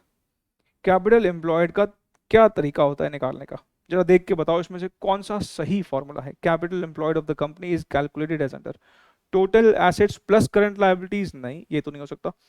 Fixed assets plus current liabilities, fixed assets plus working capital, ये भी नहीं है। शेयर होल्डर फंड्स, ना ये भी नहीं है। तो सही क्या है, टोटल एसेट्स में से हम क्या माइनस करते हैं, करंट लायबिलिटीज। तो क्वेश्चन नंबर 35 का सही आंसर है सी, ठीक है ना। 36, capital employed of the company is calculated as under share holder funds plus long term borrowings, मुझे तो यही लग रहा है, ठीक है ना, बाकी भी एक बार देख लो। Fixed assets plus current liabilities, नहीं। Total assets plus current liabilities minus होता है टोटल थोड़ी, और ये भी नहीं, तो उसका मतलब यहाँ पर 36 का सही आंसर क्या है, ए। उसके बाद question number 37, equity share holder funds, equity share holder fund are calculated as under. अरे पता है ना इक्विटी शेयर होल्डर फंड्स क्या होते हैं, बताओ भाई। शेयर होल्डर फंड में से किसको माइनस कर दे हम, शेयर होल्डर फंड्स में से किसको माइनस करें, प्रेफरेंस शेयर कैपिटल को, ठीक है ना। तो शेयर होल्डर फंड्स में से प्रेफरेंस शेयर कैपिटल को माइनस कर देंगे, तो बी इज द आंसर, 37 का B. Question number 37, B is the answer. चले जी आगे बढ़े, और अब हम चल रहे हैं आगे क्वेश्चन नंबर 38। हमें यहां पर प्रोपराइटरी रेशो दी हुई है कोई। अच्छा अब मैं एक बात आपको बता दूं पहले, देखो हमने ना अभी तक जितने भी कॉन्सेप्ट किए हैं हम उसके बेसिस पर अभी कुछ क्वेश्चन सॉल्व करने जा रहे हैं। अब जो है ना वो थोड़ा सा प्रैक्टिकल पोर्शन है, कैलकुलेशन वाले पार्ट है, और अभी तक जितने हमने कॉन्सेप्ट पढ़ा वो सब यूज होगा। अब आप कहोगे सर प्रोप्राइटरी रेशियो तो अभी आपने पढ़ा ही नहीं, प्रोप्राइटरी रेशियो मैं पढ़वाऊंगा अभी, मैं लिखवाऊंगा अभी प्रोप्राइटरी रेशियो क्या होती है, उसके पूरे लॉजिक वॉजिक बताऊंगा। लेकिन कई बार वो अपनी खुद ही एक रेशियो बता देगा, अपना खुद एक फॉर्मूला बता देगा, तब अपना दिमाग नहीं लगाना। अगर उसने खुद का कोई फॉर्मूला दे दिया, जैसे कि यहां पर प्रोप्राइटरी रेशियो के ब्रैकेट में उसने अपना एक फॉर्मूला दिया है, अब हम अपना दिमाग यूज नहीं करेंगे, जो फॉर्मूला दिया है वो फॉर्मूला ही लगा के हम कैलकुलेशन कर देंगे। प्रोप्राइटरी रेशियो क्या होती है, ये अभी अभी हमने सिर्फ एक ही क्लासिफिकेशन किया है, वो है लिक्विडिटी रेशियोज। अभी हमें कई सारे और क्लासिफिकेशंस करने हैं, ठीक है ना, जैसे टर्नओवर रेशियो क्या होती है, मार्केट टेस्ट रेशियोज क्या होती हैं, प्रॉफिटेबिलिटी रेशियोज क्या होती है, ये अभी पढ़नी है सारी की सारी। तो अभी हमने सिर्फ एक ही कैटेगरी पढ़ा है। अब मैं ना कुछ क्वेश्चंस आपको सॉल्व करवा रहा हूं जो हमने अभी तक कॉन्सेप्ट बिल्डअप किया है उसके बेसिस पर, और वो कॉमन सेंस बेस्ड क्वेश्चंस है। रेशियोज का ऐसा वहां पे कोई यूज नहीं है, सिंपल वहां पे थोड़ी थोड़ी मैथमेटिक्स यूज करके हमें सॉल्व करना है। तो यहां पर उसने खुद ही फॉर्मूला दिया है, इस फॉर्मूला की मदद से हमें यहां पर कुछ कैलकुलेशंस करना है। ठीक है जी, आइए जरा देखें। प्रोप्राइटरी रेशियो का उसने खुद एक फॉर्मूला दिया है। क्या फॉर्मूला दिया है कि fixed assets upon share holder funds 0.8, working capital दिया हुआ है और नॉन करंट लायबिलिटीज दिया हुआ है। कैलकुलेट करने के लिए बोला है फिक्स्ड एसेट्स और शेयर होल्डर फंड्स। अब यहां पर ना हम कैपिटल एम्प्लॉयड का कॉन्सेप्ट यूज करेंगे। अब ऐसा क्यों मुझे लग रहा है कि हम कैपिटल एम्प्लॉयड का कॉन्सेप्ट यूज करेंगे? देखो, कैपिटल एम्प्लॉयड के दो फॉर्मूला लिखे, एक share holder funds plus long term loans. देखो यहां पर शेयर होल्डर फंड्स भी है, नॉन करंट लायबिलिटीज मतलब लॉन्ग टर्म लोन की बात हो रखी है। फिर हमने दूसरा फॉर्मूला क्या किया, fixed assets plus working capital. यहां पे फिक्स्ड एसेट्स भी है और यहां पर वर्किंग कैपिटल भी है, मतलब यहां पर कैपिटल एम्प्लॉयड का हम कुछ यहां पर कॉन्सेप्ट यूज करके इस क्वेश्चन को सॉल्व करने वाले हैं। चलिए आइए, हमें अब क्वेश्चन नंबर 38 कर रहे हैं। क्वेश्चन नंबर 38, हमें कैपिटल एम्प्लॉयड के पहले दो फॉर्मूला लिखते हैं। बताइए जी, क्या होते हैं कैपिटल एम्प्लॉयड के दो फॉर्मूला? सर, कैपिटल एम्प्लॉयड के दो फॉर्मूला होते हैं share holder funds plus long term loans, और दूसरा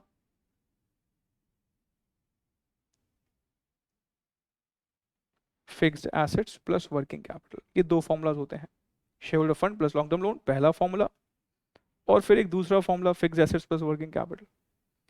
क्योंकि ये दोनों कैपिटल एम्प्लॉयड ही निकाल के देंगे, जैसे अभी आपने देखा, चाहे आप कोई भी फॉर्मूला लगा रहे थे, चाहे ये वाला 100 प्लस 70 या 150 प्लस 50 या कहें 200 माइनस 30, निकल के तो 170 आ रहा था ना।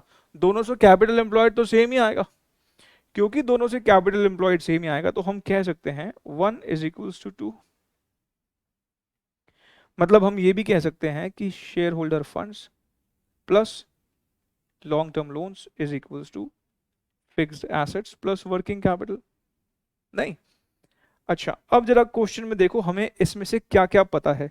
क्या हमें शेयर होल्डर फंड्स दे रखा है उसने? शेयर होल्डर फंड्स तो सर नहीं पता। वर्किंग कैपिटल पता है, वर्किंग कैपिटल पता है। नॉन करंट लायबिलिटीज मतलब लॉन्ग टर्म लोन उसने खुद ही बता दिया 0 है। मतलब हमें यहां पर दो चीजें तो पता है। दो चीजें कौन कौन सी? शेयर होल्डर फंड तो नहीं पता, लेकिन लॉन्ग टर्म लोन पता है कि 0 है। फिक्स्ड एसेट्स भी नहीं पता, लेकिन वर्किंग कैपिटल पता है कि 1 लाख है। तो हम कह सकते हैं कि हम यहां पर ये लिख बैठेंगे share holder funds is equals to fixed assets plus 1 lakh. पहले आप ये देख के बताओ, क्या इस इक्वेशन से कोई प्रॉब्लम है आपको? आप समझ लिए, ये एक ट्रिक है जो हम फिर से यूज करने वाले हैं और कई बार यूज होगी आगे के क्वेश्चंस में। और मैं प्रैक्टिस करवाऊंगा ना आपको, चिंता क्यों कर रहे हैं, मैं प्रैक्टिस करवाऊंगा। यहां तक कोई प्रॉब्लम? मैंने कहा भाई कैपिटल एम्प्लॉयड के दो फॉर्मूला होते हैं, दोनों को आमने सामने रख दिया और जो जो दे रखा था वो पुट कर दिया। हमें लॉन्ग टर्म लोन्स पता थे और हमें वर्किंग कैपिटल पता थी, तो हमने कहा भाई एक इक्वेशन बन गई कि share holder fund is equals to fixed assets plus working capital. या आप ये भी लिख सकते हो कि fixed asset is equal to share holder funds minus 1 lakh, ये भी कर सकते हो आप। अब हमें क्या करना है? अब हम यहां पर जो हमें दे रखा है एक फॉर्मूला दिया हुआ है, उसने क्या दिया हुआ है कि fixed assets upon share holder funds is equals to 0.80। ये हमें दे रखा है, उसने खुद ही दिया हुआ ना, fixed asset upon share holder fund is equals to 0.80। अब आपको यहां पर क्या करना है, fixed assets is equals to 0.80 share holder funds लिख लेना है। क्या कोई प्रॉब्लम है मैं यहां पर ले आया इसको? नहीं सर, क्या प्रॉब्लम हो सकती है? अब आप शेयर होल्डर फंड की वैल्यू यहां पर पुट कर दो। शेयर होल्डर फंड्स की जो वैल्यू है वो यहां पर पुट कर दो आप, तो क्या हो जाएगा, fixed assets is equals to 0.80 और शेयर होल्डर फंड्स की जगह मैं लिख देता हूं यहां पर फिक्स्ड एसेट्स प्लस 1 लाख। क्या इसमें कोई प्रॉब्लम है आपको? बोलो। नहीं। अब सॉल्व कर लो आप, क्या प्रॉब्लम अब?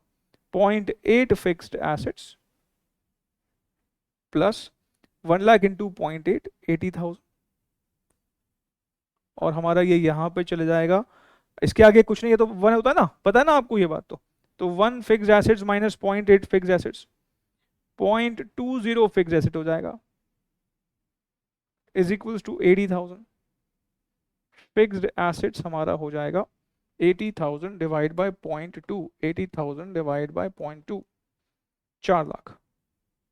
अब पहले देख लो मांगा क्या है उसने, पहले ये देखो कि मांगा क्या है। जहां आपको लगे कि समझ में कम आ रहा है लिखना छोड़ दो, आप साथ साथ लिखने की कोशिश कर रहे हो, ठीक है ना? और अब तो ऑनलाइन क्लासेस का जमाना है, पॉज करके लिख लेना। और मैं वैसे भी लिखने का टाइम देता हूं। अच्छा बच्चे कह रहे हैं सर आपने अभी लिखने का टाइम दिया नहीं कैपिटल एम्प्लॉय, चलो ठीक है मैं भी दे दूंगा लिखने का टाइम, लेकिन फिलहाल अगर समझना है ना पेन छोड़ दो प्लीज अपने। अच्छा फिक्स एसेट हमारे पास आ गया, लेकिन मांगा क्या है ये तो देखो। उसने हमसे फिक्स एसेट नहीं, साथ साथ शेयर होल्डर फंड भी मांगा है। अब शेयर होल्डर फंड तो निकल जाएगा ना। शेयर होल्डर फंड निकालने के दो तरीके हैं आपके पास, या तो आप ये प्रोप्राइटरी रेशियो वाले फॉर्मूला में पुट कर दो, और या फिर शेयर होल्डर फंड कैसे आएगा, फिक्स्ड एसेट में 1 लाख रुपए जोड़ दो, फिक्स्ड एसेट्स में 1 लाख रुपए जोड़ दो। तो share holder funds is equals to fixed assets plus 1 lakh, 4 lakh plus 1 lakh. Share holder funds is equals to 5 lakhs।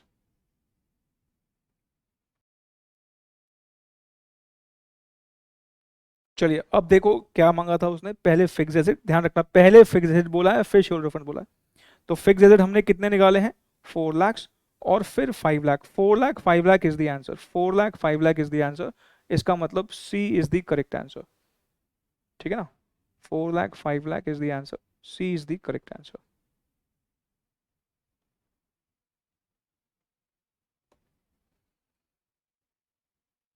चलो जी मैं आपको नोट करने का टाइम दे देता हूँ। कुछ बच्चे कह रहे हैं सर आपने कैपिटल एम्प्लॉयड जो नोट लिखा था आपने कहा था टाइम दोगे, दिया नहीं। ये लो भाई इसका भी टाइम ले लो आप, लो जी मैं ये कर देता हूँ आपके लिए, जूम आउट, ये रहा। यहाँ से नोट करना शुरू करो, मैं ज़्यादा वक्त नहीं दूंगा, अगर आपको ज़्यादा वक्त लग रहा है तो फिर पॉज करके नोट करना।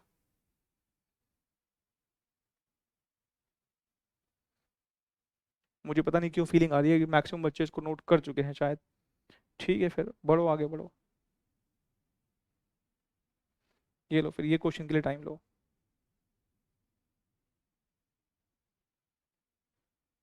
पहले कैपिटल एम्प्लॉयड के दोनों फॉर्मूलाज को आमने सामने रख लिया, फिर उसने बोला कि शेयर होल्डर फंड जो है वो 0 है। हमने कहा ठीक है, सॉरी लॉन्ग टर्म लोन 0 है, शेयर होल्डर फंड कैसे हो सकता है, लॉन्ग टर्म लोन 0 है, हमने वो लिख दिया। वर्किंग कैपिटल लिख दिया। एक इक्वेशन बन गई हमारी, क्या इक्वेशन बन गई कि share holder fund is equals to fixed assets plus 1 lakh rupees. फिर हमें जो उसने एक फॉर्मूला दे रखा था उसके अंदर हमने शेयर होल्डर फंड्स की वैल्यू को पुट कर दिया। एक सवाल बड़ा अच्छा है, एक बच्चे का सवाल आया कि सर क्या हम इसके अंदर फिक्स एसेट की वैल्यू भी पुट कर सकते थे? हाँ, आप ये भी कर सकते थे कि fix asset is equal to share holder fund minus 1 lakh, और यहां पर फिक्स एसेट की जगह share holder fund minus 1 lakh लिख देते, फिर सीधा शेयर होल्डर फंड निकल के आता और बाद में फिक्स एसेट आता। वैसे भी कर सकते हो, आपकी मर्जी है, जैसा आपको एग्जाम में क्लिक कर जाए वैसे कर लेना आप, ठीक है? जो कर चुके हैं वो क्वेश्चन नंबर 39 करना शुरू करें।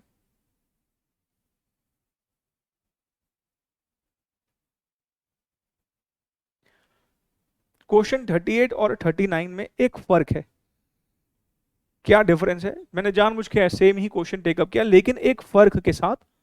वो फर्क मुझे एक्सप्लेन करना है कि क्या डिफरेंस है दोनों क्वेश्चंस में। आइए जरा देख लेते हैं क्वेश्चन नंबर 39। प्रोप्राइटरी रेशियो हमें सेम दे रखा है, वही जैसे ऊपर दे रखा था 0.8, यहाँ पे दे रखा है 0.6। वर्किंग कैपिटल दिया था यहाँ पर भी और यहाँ पर भी। यहाँ पे उसने फिक्स्ड एसेट मांगा है, लेकिन ना यहाँ नॉन करंट लायबिलिटीज के बारे में कुछ नहीं कहा। ऊपर कहा तो था कम से कम नील, इस क्वेश्चन में नॉन करंट लायबिलिटीज के बारे में कुछ नहीं कहा उसने। अगर वो नॉन करंट लायबिलिटीज के बारे में कुछ नहीं कह रहा है, अब हमें क्या करना है, आइए जरा चलिए जी हम पहले तो अपना क्वेश्चन वापस से स्टार्ट करते हैं जैसे हम नॉर्मली कर रहे थे। हमने कहा क्वेश्चन नंबर 39 भी वैसे ही कुछ होगा। Question number 39। पहले वैसे लिखो, कैपिटल एम्प्लॉयड के दो फॉर्मूला कौन कौन से? एक तो है sir share holder funds plus long term loans, ठीक है। दूसरा फॉर्मूला कौन सा है? Fixed assets plus working capital, दूसरा फॉर्मूला। क्योंकि दोनों ही कैपिटल एम्प्लॉयड के फॉर्मूला है तो दोनों हमें सेम ही रिजल्ट देंगे, तो हम कह सकते हैं कि share holder funds plus long term loans is equals to fixed assets plus working capital. अब यहां पर हमें क्या करना है? यहां पर हमें लॉन्ग टर्म लोन्स की इंफॉर्मेशन नहीं है। अब ध्यान से प्लीज सुनेगा, अगर लॉन्ग टर्म लोन की इंफॉर्मेशन ना हो तो मतलब क्या है? अब जरा सोचो ध्यान से, इस क्वेश्चन में फिक्स्ड एसेट तो मांगा ही है, क्योंकि फिक्स्ड एसेट तो मांगा ही है, उसको तो मैं जीरो एज्यूम नहीं कर सकता, ये तो निकालना ही है। वर्किंग कैपिटल दे रखा है, वर्किंग कैपिटल दे रखा है। अब शेयर होल्डर फंड्स और लॉन्ग टर्म लोन्स, इन दोनों में से अगर मुझे किसी एक को जीरो एज्यूम करना हो क्योंकि इंफॉर्मेशन नहीं है, तो किसको एज्यूम करूं? हालांकि शेयर होल्डर फंड्स को आप वैसे भी जीरो एज्यूम नहीं कर सकते, कारण उसकी एक रेशो दे रखी है। रेशो देने का मतलब ये हुआ कि वो कुछ तो है ही ना, प्रोप्राइटरी फंड लिखा है ना यहाँ पर। प्रोप्राइटरी फंड किसका दूसरा नाम है? शेयर होल्डर फंड्स का, तो वो तो कुछ है ही। और वैसे भी मैं एक नॉर्मल सी बात करूं, आपको अगर मौका दिया जाए कि शेयर होल्डर फंड्स और लॉन्ग टर्म लोन्स में से किसी एक को जीरो मानना है, तो किसको जीरो मानोगे? सर लॉन्ग टर्म लोन्स को। शेयर होल्डर फंड को जीरो कभी नहीं मान सकते, बिना उनकी कंपनी नहीं बनेगी। भाई बिना कैपिटल के कंपनी बन सकती है क्या? कंपनी फॉर्मेशन के लिए कैपिटल तो लगानी पड़ेगी ना।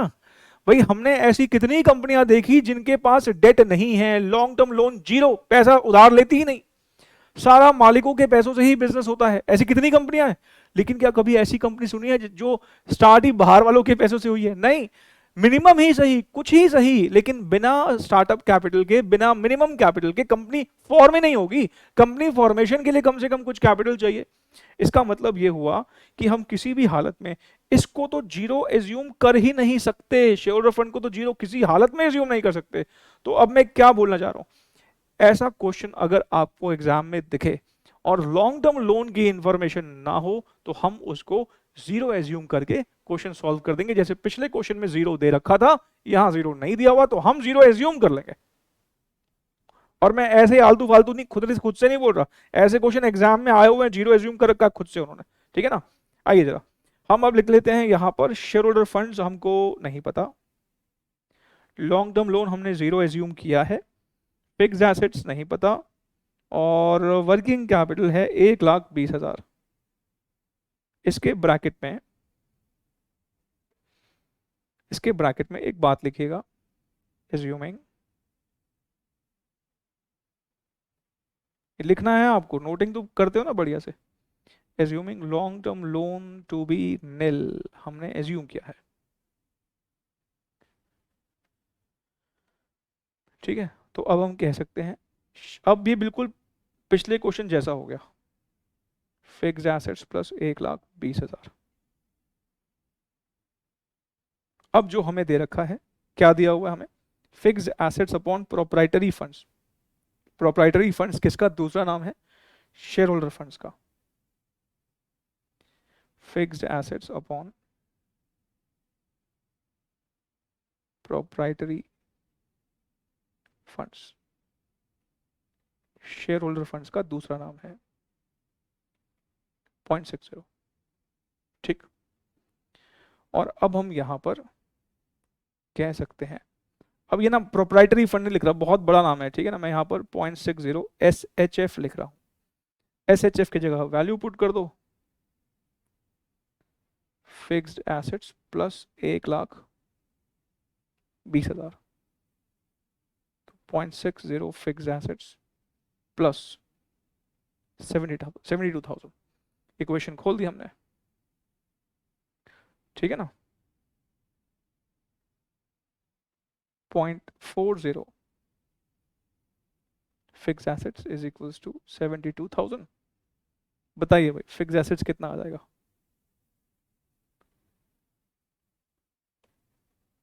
72,000 अपॉन 0.4 कितना आ रहा है बताना जरा। 72,000 को 0.4 से डिवाइड करके आएगा 1,80,000। 1,80,000, 1,80,000, yes, B is the answer, B is the answer. ठीक है, ये लो जी, अगर आपने नोट नहीं किया है तो मैं नोट करने का आपको टाइम दे रहा हूं, इसको नोट कर लीजिएगा प्लीज। यहाँ पे नया क्या सीखा हमने, क्वेश्चन 38 और 39 में फर्क किस चीज का, 38-39 में फर्क है लॉन्ग टर्म लोन की इंफॉर्मेशन का। 38 में लॉन्ग टर्म लोन खुद ही बोल दिया जीरो है, यहाँ पे लॉन्ग टर्म लोन हमें एज्यूम करना पड़ा जीरो है, और ये एज्यूम करना है एग्जाम में, ठीक है ना।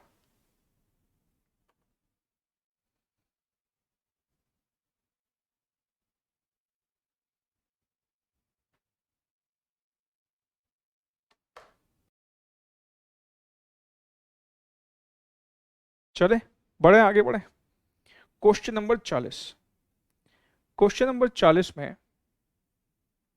हमें एक रेशियो दिया हुआ है रिजर्व्स अपॉन शेयर कैपिटल, और हमको दिए हुए हैं शेयर होल्डर फंड्स। हमसे दो चीजें मांगी है, एक तो शेयर कैपिटल और दूसरा रिजर्व्स। मतलब हमें एक रेशियो दिया हुआ है और एक एब्सोल्यूट अमाउंट दिया हुआ है। मैं दो तरीके से क्वेश्चन सॉल्व कराऊंगा, एक ऐसा तरीका जो थोड़ा सा बड़ा है, और फिर एक शॉर्टकट बताऊंगा, आगे चल के फिर हम शॉर्टकट ही जो है वो हम फॉलो करेंगे। क्वेश्चन नंबर 40, देखो पहले तो हम ये जानते हैं कि शेयर होल्डर फंड्स क्या होता है। शेयर होल्डर फंड में दो चीजें आती हैं, क्या आती है, शेयर कैपिटल, और दूसरा क्या आता है, रिजर्व्स। शेयर कैपिटल आते हैं और रिजर्व्स आते हैं, और बेसिकली देखो तो उसने हमसे यही तो बाइफरकेट करने के लिए बोला है। उसने हमको शेयर होल्डर फंड दे दिया और कह दिया भाई इसको अलग अलग करके बता दो कि कितना आएगा, वही हमें यहां पर करना है। अच्छा, अब हमें एक रेशियो दिया हुआ है रिजर्व्स अपॉन कैपिटल, हमें एक रेशियो दिया हुआ है रिजर्व्स अपॉन शेयर कैपिटल, और ये रेशियो जो है वो कितना दिया हुआ है, ये हमको दिया हुआ है 0.50, नहीं यही रेशियो दिया हुआ है ना हमें, 0.50।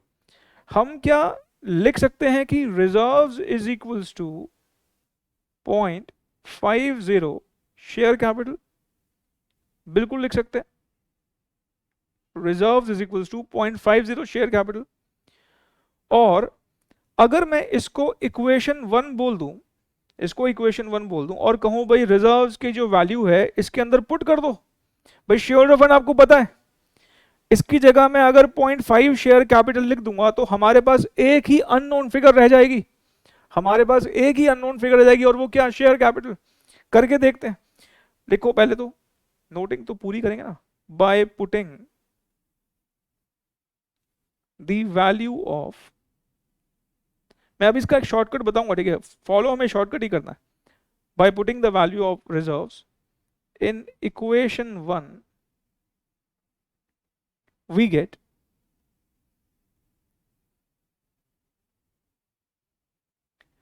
क्या है भाई इक्वेशन 1 हमारी, शेयर होल्डर फंड्स जो कि हमें दे रखा है यहां पर 7.5 लाख, शेयर होल्डर फंड्स हमें दे रखा है ना, देखो 7.5 लाख दे रखा है, शेयर होल्डर फंड की जगह हमने लिखा 7.5 लाख, शेयर कैपिटल हमने एज इट इज लिखा, और इस रिजर्व्स की जगह हमने क्या लिखा, 0.50 शेयर कैपिटल। ठीक है, इसके आगे कुछ नहीं है तो 1 ही है ना, तो हमारा क्या हो जाएगा, हमारा हो जाएगा 1.5 share capital, 1.5 share capital is equals to 7.5 lakh. तो हमारी शेयर कैपिटल कितनी आ जाएगी सर, शेयर कैपिटल आ जाएगी 7.5 लाख को 1.5 से डिवाइड करो, तो 7.5 लाख को 1.5 से डिवाइड करके आ रहा है 5 लाख रुपए, ये हमारी आ गई शेयर कैपिटल। अब आप जरा खुद ही सोच लें, अब आपको शेयर होल्डर फंड पता है 7.5 लाख रुपए, जिसमें से कैपिटल 5 लाख की है, तो रिजर्व 2.5 लाख रुपए के होंगे, नहीं। अब या तो आप शेयर होल्डर फंड के फॉर्मूला में डाल के कर लो, या फिर रिजर्व आपने पढ़ा लिखा हुआ है यहाँ पर 0.5 शेयर कैपिटल, तो शेयर कैपिटल का 0.5 कर दो, 2.5 लाख रुपए। दोनों तरीके हैं, जैसे मर्जी करना चाहो वैसे कर लो, क्या दिक्कत। तो हम क्या लिखें यहाँ पर, रिजर्व्स इज इक्वल्स टू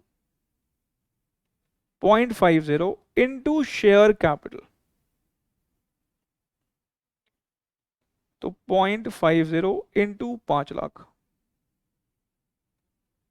ये हो गया हमारा 2.5 लाख रुपए। पहले बताओ यहाँ पे कोई दिक्कत है? नहीं है तो नोटिंग करो पहले, फिर हम इसका ऑल्टरनेटिव तरीका भी देखेंगे। पहले इसको नोट कर लो, नहीं किया तो इसको नोट कर लो, फिर हम इसका ऑल्टरनेटिव तरीका भी देखेंगे कि क्या होता है।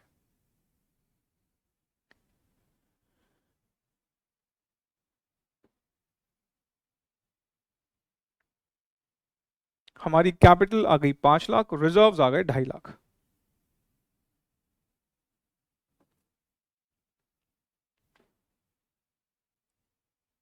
ठीक है, किया, नोट किया? चलिए, अब जो हमें फॉलो करना है, एक्चुअली में जो फॉलो करना है, और करके लिख रहे हैं अब हम। और हमारे पास शेयर होल्डर फंड्स हैं 7.5 लाख के, और हमें इसको बायफरकेट करना है। रिजर्व्स अलग करने हैं और कैपिटल अलग करनी है। रिजर्व्स अलग करने हैं, शेयर कैपिटल अलग करनी है। ठीक है, अब 2 मिनट के लिए प्लीज पेन छोड़ के पहले सामने मेरी बात को सुनेंगे। देखो, हमें इसने ना एक रेशियो दिया हुआ है। क्या रेशियो दिया हुआ है? Reserves upon share capital. हमें फॉर्मूला जो दे रखा है वो क्या दे रखा है? रिजर्व्स अपॉन शेयर कैपिटल, और कितना दिया है? 0.5 दिया है। अब एक बात बताओ, 0.5 के नीचे कुछ नहीं तो क्या होगा? 1 होगा। मतलब हमें जो रेशियो दी हुई है वो बेसिकली 0.5:1 दी है ना। आप खुद सोचिए, रिजर्व्स अपॉन कैपिटल, नीचे कुछ नहीं है तो 1 है ना 0.5 के नीचे, तो 0.5:1 का रेशियो है। अब 0.5:1 का रेशियो है। आप बच्चे 12th क्लास में पार्टनरशिप अगर पढ़ के आते थे, पार्टनरशिप कभी किया हो या नहीं भी किया हो, अगर 3:2 की रेशियो में डिवाइड करना हो तो कैसे बांटोगे? दो लोगों के बीच में 3:2 की रेशियो में बांटना तो कैसे बांटोगे? 3/5, 2/5। मतलब 3/5, नीचे क्या किया आपने? 3+2 को जोड़ दिया, 2/5, नीचे 3+2 को जोड़ दिया। मतलब 0.5:1 के रेशियो में अगर बांटना है 7.5 लाख रुपए को, तो क्या करना पड़ेगा? 0.5 से मल्टीप्लाई करना पड़ेगा। 3:2 के लिए क्या किया? 3/5, 2/5। तो 0.5:1 के लिए क्या करोगे? 0.5 अपॉन, दोनों का सम कितना है? 1.5। मतलब रिजर्व के लिए हम यहां पर क्या करने वाले हैं? 7.5 लाख, क्योंकि रेशियो ध्यान रखना रिजर्व अपॉन कैपिटल है, पहले रिजर्व है बाद में कैपिटल है, तो इंटू 0.5 अपॉन 1.5, और ये हो जाएगा 7.5 लाख इंटू 1/1.5। जरा मुझे बांट के बताओ कितना आएगा? आना तो वही चाहिए, ये 100% 2.5 लाख ही आएगा, और ये 100% 5 लाख ही आएगा। करके देख लो आप चाहे, आएगा तो यही, और कुछ आ ही नहीं सकता। ठीक है, चेक करो एक बार। हम कौन सा प्रेफर करेंगे? ऑफ कोर्स हमारा दिमाग थोड़ी खराब है कि हम लंबे वाला तरीके से अपनाएंगे, हम शॉर्टकट ही फॉलो करेंगे जिससे जल्दी निकल आएगा। क्यों अपना टाइम खराब करें? लिख लो इसके आगे प्रेफर। आंसर बताओ भाई क्या है? 2.5 लाख। पहले ध्यान रखना मांगा क्या है, पहले कैपिटल मांगी है। 2.5 lakh, 5 lakh is not the answer यहाँ पे, हालांकि है नहीं 2.5 लाख 5 लाख, लेकिन अगर वो होता तो वो आंसर नहीं। पहले कैपिटल मांगी है, कैपिटल 5 लाख की है और रिजर्व 2.5 लाख के हैं। 5 lakh, 2.5 lakh is the answer, मतलब सी इज द आंसर। सी।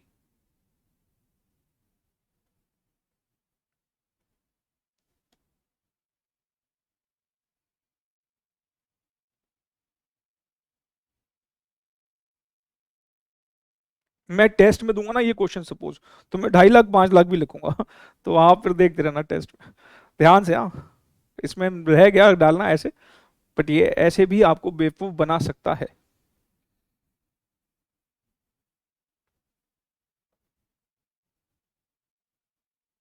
जो बच्चे कर चुके हैं वो क्वेश्चन नंबर 41 ट्राई करें।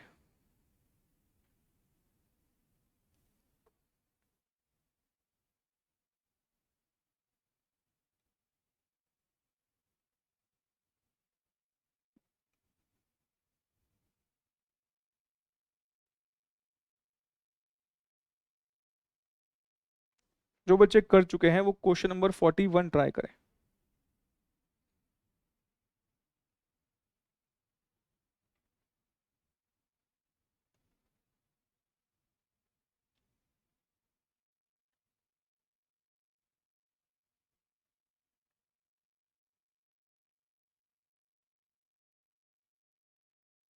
क्वेश्चन 41, क्या बोलता है क्वेश्चन 41 में? Reserves and surplus upon share capital 0.6। अब यहाँ पर रेशो है 0.6, तो हमें क्या करना है यहाँ पर? पहले तो ये समझे कि reserves and surplus upon share capital कितना है? 0.6। 0.6 के नीचे कुछ नहीं तो क्या होगा? 1। तो हमारी रेशो क्या दे रखी है? ये 0.6:1 दे रखी है। हमारी रेशो क्या है? 0.6:1। तो शेयर होल्डर फंड्स जो कि हमें यहाँ पर दे रखे हैं कितने? 8 लाख। शेयर होल्डर फंड्स कितने दे रखे हैं हमें यहाँ पर? 8 लाख। और इसको हमें डिवाइड करना है। ध्यान रखें रेशो में पहले रिजर्व्स एंड सरप्लस लिखा है, तो रिजर्व्स एंड सरप्लस लिखा है ना, पहले रिजर्व्स एंड सरप्लस और बाद में शेयर कैपिटल। तो रिजर्व्स एंड सरप्लस और फिर है शेयर कैपिटल। रेशो हमारी क्या है? 0.6:1। और 0.6:1 का मतलब 0.6/1, 0.6 1/1.6 ऐसे बांटेंगे। तो 8 लाख रुपए को 8 लाख को हम डिवाइड करने वाले हैं 0.6/1.6 और ऐसे ही 8 लाख रुपए इंटू 1/1.6। ठीक है जी। चलो बांट के बताओ कितना कितना आ रहा है? ये हो जाएगा कितना? 3 लाख। 3 लाख तो ये हो जाएगा 5 लाख। मांगा क्या है? पहले कैपिटल बाद में रिजर्व्स, मतलब 5 lakh 3 lakh is the answer. 5 lakh 3 lakh is the answer, मतलब A is the answer. A is the answer. ये तो मेरे ख्याल से सबने ठीक कर लिया होगा, ठीक है ना?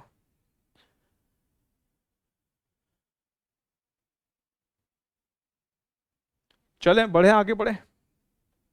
चलिए ये तो हो चुका होगा सबका। क्वेश्चन नंबर 42 की तरफ बढ़ते हैं। क्वेश्चन नंबर 42 उसने हमें बताया है शेयर होल्डर फंड्स। अच्छा जी, कितने शेयर होल्डर फंड्स है? 3 लाख के। और हमें बोला है नेट प्रॉफिट जो है वो 10% ऑफ नेटवर्थ है। अरे नेटवर्थ, नेटवर्थ किसका नाम होता है दूसरा? Sir net worth share holder funds का ही दूसरा नाम है, याद है ना? लिखे थे हमने, नाम लिखे थे। अच्छा नेट प्रॉफिट जरा मुझे बताना, नेट प्रॉफिट कहां से आता है? Sir net profit profit and loss account से आता है। इसका मतलब ये नेट प्रॉफिट बेसिकली अगर हम देखें प्रॉफिट एंड लॉस अकाउंट का ही दूसरा नाम है। नेट प्रॉफिट मतलब प्रॉफिट एंड लॉस अकाउंट का दूसरा नाम है। और हमें शेयर कैपिटल दी हुई है, जनरल रिजर्व कैलकुलेट करने के लिए बोला है। देखो मुझे यहाँ पे जो दिख रहा है साफ साफ, शेयर होल्डर फंड्स के 2 हिस्से होते हैं, share capital, reserve and surplus. तो यहाँ पर शेयर कैपिटल की इंफॉर्मेशन है। रिजर्व्स एंड सरप्लस के नाम पर मैंने कहा था ज्यादातर हमें क्वेश्चंस में 2 तरह के रिजर्व्स एंड सरप्लस की फिगर दे, एक तो जनरल, एक तो पीएनएल देगा और दूसरा जनरल रिजर्व देगा। बाकी दे सकता है लेकिन जनरली देगा नहीं। तो मतलब हमें पीएनएल की इंफॉर्मेशन है और जनरल रिजर्व उसने खुद कहा है कि कंप्यूट कर दो। अब ना पहले इसको देख लो आप, उसके बाद नोटिंग करना। पहले इस क्वेश्चन नंबर 42 को आप देख लो, मैं करवा रहा हूं यहां पे, उसके बाद फिर नोटिंग करना। Question number 42,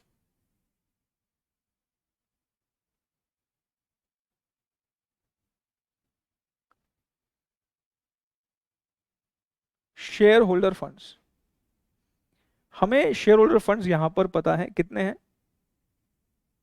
3 lakh. ये क्वेश्चन में गिवन है 3 लाख। फिर हम ये देख पा रहे हैं क्वेश्चन में जैसी इंफॉर्मेशन है उसके हिसाब से कि शेयर होल्डर फंड्स के 2 टुकड़े हैं। एक तो शेयर कैपिटल, ये तो हमें पता ही है कि 2 टुकड़े होते हैं। और दूसरा टुकड़ा कौन सा होता है? दूसरा टुकड़ा होता है रिजर्व्स एंड सरप्लस। जहां तक शेयर कैपिटल की बात है वो हमको दे रखा है क्वेश्चन में, 2.5 लाख रुपए दे रखा है, इसमें तो कोई प्रॉब्लम नहीं है आपको। अच्छा अगर ये एक टुकड़ा पता है रिजर्व्स एंड सरप्लस कंबाइंड, तो हम लिख ही सकते हैं 50,000 बैलेंसिंग फिगर। भाई खुद बताओ, अगर हमें एक टुकड़ा पता है, 3 लाख रुपए के हमारे टोटल शेयर होल्डर फंड्स हैं, 2.5 लाख रुपए एक टुकड़ा पता है, तो दूसरा टुकड़ा निकल आएगा बैलेंसिंग फिगर कितना? 50,000 रुपए। कोई डाउट है इसमें? नहीं, ठीक है ना? चलिए आगे सुने। अच्छा अब रिजर्व एंड सरप्लस के जो है ना वो 2 टुकड़े, इस क्वेश्चन से हमें इन्फ्रेंस निकालनी पड़ रही है कि 2 टुकड़े ही हैं, क्योंकि उसने हमें एक नेट प्रॉफिट की इसने इंफॉर्मेशन दी है कि नेट प्रॉफिट निकल सकता है। और net profit basically profit and loss account ही तो होता है। नेट प्रॉफिट कहां से निकलता है? प्रॉफिट एंड लॉस अकाउंट से। और दूसरी जो फिगर है वो हमारी जनरल रिजर्व होगी, क्योंकि जनरल रिजर्व की इंफॉर्मेशन है हमारे पास, मतलब निकालनी है, मतलब ये इन्फ्रेंस है कि वो है, एग्जिस्ट करता है। क्योंकि वो एग्जिस्ट करता है तो दूसरा यहां पर उसका बाइफर्केशन जनरल रिजर्व ही होगा। अब ये जो नेट प्रॉफिट है या पीएनएल अकाउंट है, उसने बोला है 10% है। किसका 10% है? नेट वर्थ का 10% है। अच्छा, नेट वर्थ का 10% का मतलब हो गया शेयर होल्डर फंड का 10% है। क्या इसमें कोई डाउट है? शेयर होल्डर फंड आपको पता है कितना है? 3 लाख। अगर शेयर होल्डर फंड पता है तो हम कह सकते हैं 10% ऑफ 3 lakhs, ये हो गया 30,000 रुपीज। 30,000 रुपीज हमारे पास ये आ गया पीएनएल अकाउंट का बैलेंस। तो अगर पीएनएल अकाउंट का बैलेंस ये है, 50,000 रुपए के हमारे रिजर्व्स एंड सरप्लस हैं, 50,000 के हमारे रिजर्व्स एंड सरप्लस हैं, जिसमें से 30,000 हमारा पीएनएल है, तो बाकी का 20,000 क्या होगा? बाकी का 20,000 बैलेंसिंग फिगर हमारा जनरल रिजर्व होगा। ठीक है, मैं अभी फुल साइज कर रहा हूं, ध्यान से सुनोगे। हमें यहां पर, क्योंकि जैसी क्वेश्चन की इंफॉर्मेशन, मैं अभी कर रहा हूं फुल साइज, आपको मुझे पता नहीं दिख रहा है, जैसी क्वेश्चन की इंफॉर्मेशन है हमें यहां दिख रहा है कि 3 ही चीजें हैं शेयर होल्डर फंड्स में। एक शेयर कैपिटल और रिजर्व एंड सरप्लस के 2 पार्ट्स हैं, एक पीएनएल अकाउंट और जनरल रिजर्व। हमने शेयर कैपिटल हमें दे रखा है, पीएनएल निकालने के लिए पीएनएल भी उसने कहीं ना कहीं अमाउंट दिया ही है, बोला ही है 10% निकाल दो शेयर होल्डर फंड का। तो बाकी का बचा कुछ जो बच गया वो क्या होगा? जनरल रिजर्व ही होगा। नहीं, तो हमारा सही आंसर क्या है? जनरल रिजर्व मांगा ना इसने, सही आंसर हमारा हो जाएगा डी। ये मैं यहां पर लिख देता हूं, D is the answer.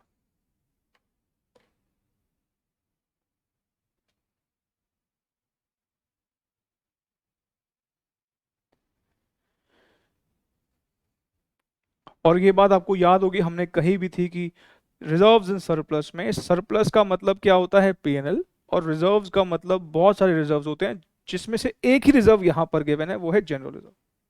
Surplus का मतलब किससे होता है? पीएनएल से। और रिजर्व्स के नाम पर हमारे पास यहाँ पे क्या है? जनरल रिजर्व है।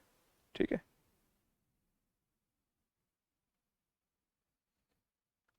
नोट कर दो इसको।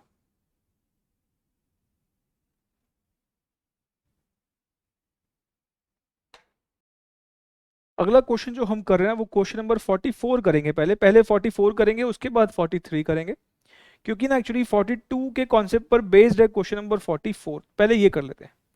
हमें 44 में इक्विटी शेयर होल्डर फंड्स दे रखे हैं 3 लाख रुपए, प्रेफरेंस शेयर कैपिटल दिया हुआ है 1 लाख रुपए, नेट प्रॉफिट मतलब फिर से वही प्रॉफिट एंड लॉस अकाउंट दे रखा है हमको कितना?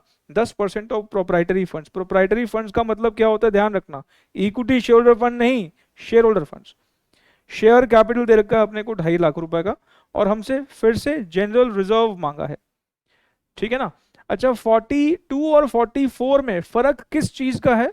42 और 44 में फर्क है कि वहां पर हमें सीधे शेयर होल्डर फंड दे रखे थे और यहां पर हमको इक्विटी शेयर होल्डर फंड दे रखे हैं।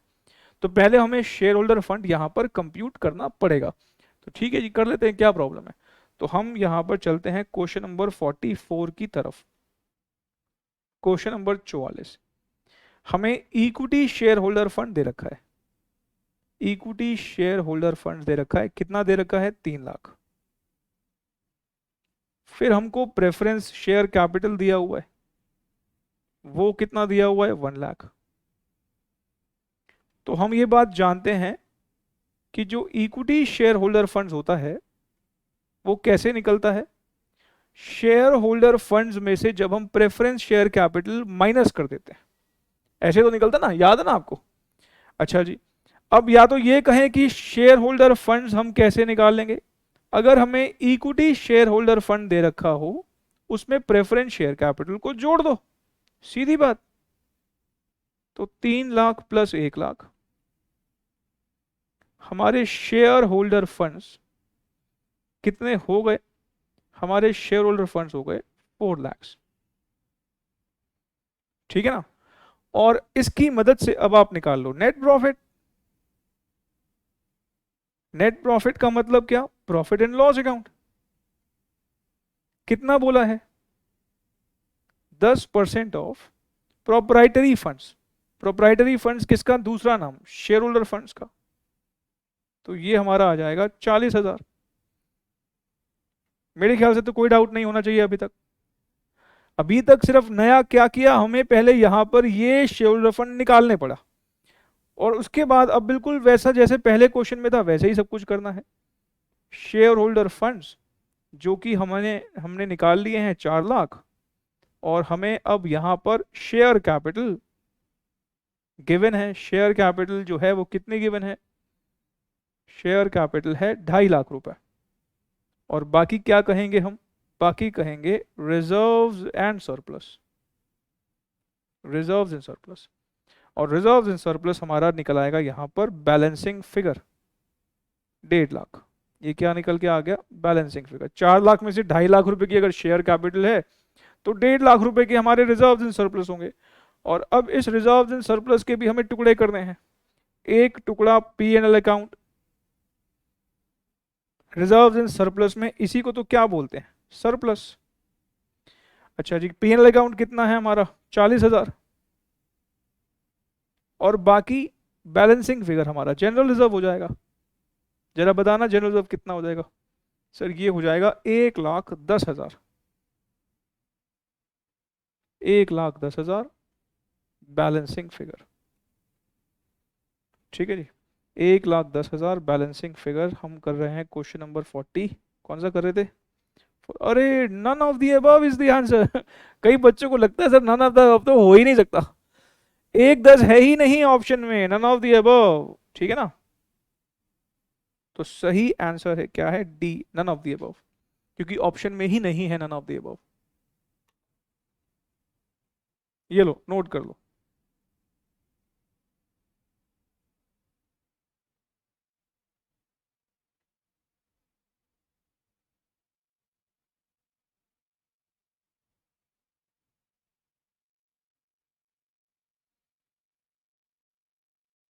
नन ऑफ द अबव भी हो सकता है कभी कभी आंसर।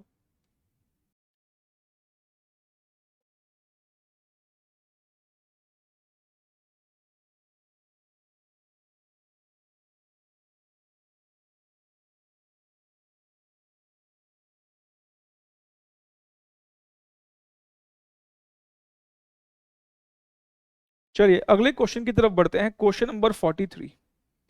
क्वेश्चन नंबर 43 में आपको जनरल रिजर्व और पीएनएल का सम दिया हुआ है, और फिर उसने एक रेशो दी हुई है net profit to equity capital 10%, और इक्विटी कैपिटल दे रखा है 12 लाख रुपए का। हमसे जनरल रिजर्व निकालने के लिए बोला है। मुझे कुछ ज्यादा इसमें लग नहीं रहा कि कुछ डिफिकल्ट है, इजी ही क्वेश्चन है। आइए जरा करने की कोशिश करते हैं। क्वेश्चन नंबर कौन सा कर रहे हैं हम, क्वेश्चन नंबर कर रहे हैं 43। हमको यहां पर जनरल रिजर्व और पी एंड एल का सम दिया हुआ है। कितना दिया हुआ है, 3 लाख रुपए, ये हमको दे रखा है। फिर उसने ना हमको यहां पर एक रेशो दी हुई है net profit to equity capital, ये इसने हमको दे रखी है यहां पर 10%। देखो हमें दिक्कत तब होती जब नेट प्रॉफिट और इक्विटी कैपिटल दोनों ही ना दिया होता। हमें यहां पर उसने इक्विटी कैपिटल तो दे ही रखी है 12 लाख रुपए की, तो अगर इनमें से हमें एक चीज भी पता है तो दूसरी निकल जाएगी, क्या प्रॉब्लम है। तो नेट प्रॉफिट यहां पर आप निकाल सकते हो। 12 लाख रुपए की आपको यहां पर उसने इक्विटी कैपिटल दी है, तो 12 लाख रुपए का 10% जब हम कर देंगे तो हमारा नेट प्रॉफिट निकल आएगा। और नेट प्रॉफिट का क्या मतलब होता है, प्रॉफिट एंड लॉस अकाउंट। मतलब हम यहां पर 12 लाख रुपए का 10% करके 1,20,000 रुपए का नेट प्रॉफिट निकाल देंगे। और नेट प्रॉफिट का मतलब हमारा हो गया पी एंड एल 1,20,000। मेरे ख्याल से इसमें कोई प्रॉब्लम नहीं है। अब आपको यहां पर ये सम दिया हुआ है general reserve P and L का। अब इन दोनों में से एक चीज आपको पता लग गई, भाई पी एंड एल आपको पता लग गया, हाँ तो दूसरी तो निकल ही सकती है ना, तो अब तो इसमें कोई दिक्कत होनी नहीं चाहिए। तो अब हमको पता है कि जनरल रिजर्व और पी एंड एल का जो सम है वो 3 लाख है। तो हम यहां पर general reserve plus 1,20,000 is equals to 3 lakh. तो हमारा जनरल रिजर्व निकल आएगा 1,80,000। कितना निकल आएगा, 1,80,000। ठीक है जी, यही इसने हमसे मांगा है। तो हमारा 1,80,000 मतलब ए इज द आंसर। तो ए हमारा यहां पर करेक्ट आंसर हो जाएगा। ठीक है ना। चलिए जितने बच्चे ये कर चुके हैं, इसको नोट वोट भी कर लिया है, तो अगला क्वेश्चन ट्राई कीजिएगा आप प्लीज। नेक्स्ट क्वेश्चन नंबर 44 तो हम कर चुके हैं ना, 45 आप ट्राई करें अभी। अच्छा क्वेश्चन है 45, मैं तो करवाऊंगा ही ऑफ कोर्स, आप ट्राई कीजिए 45 को।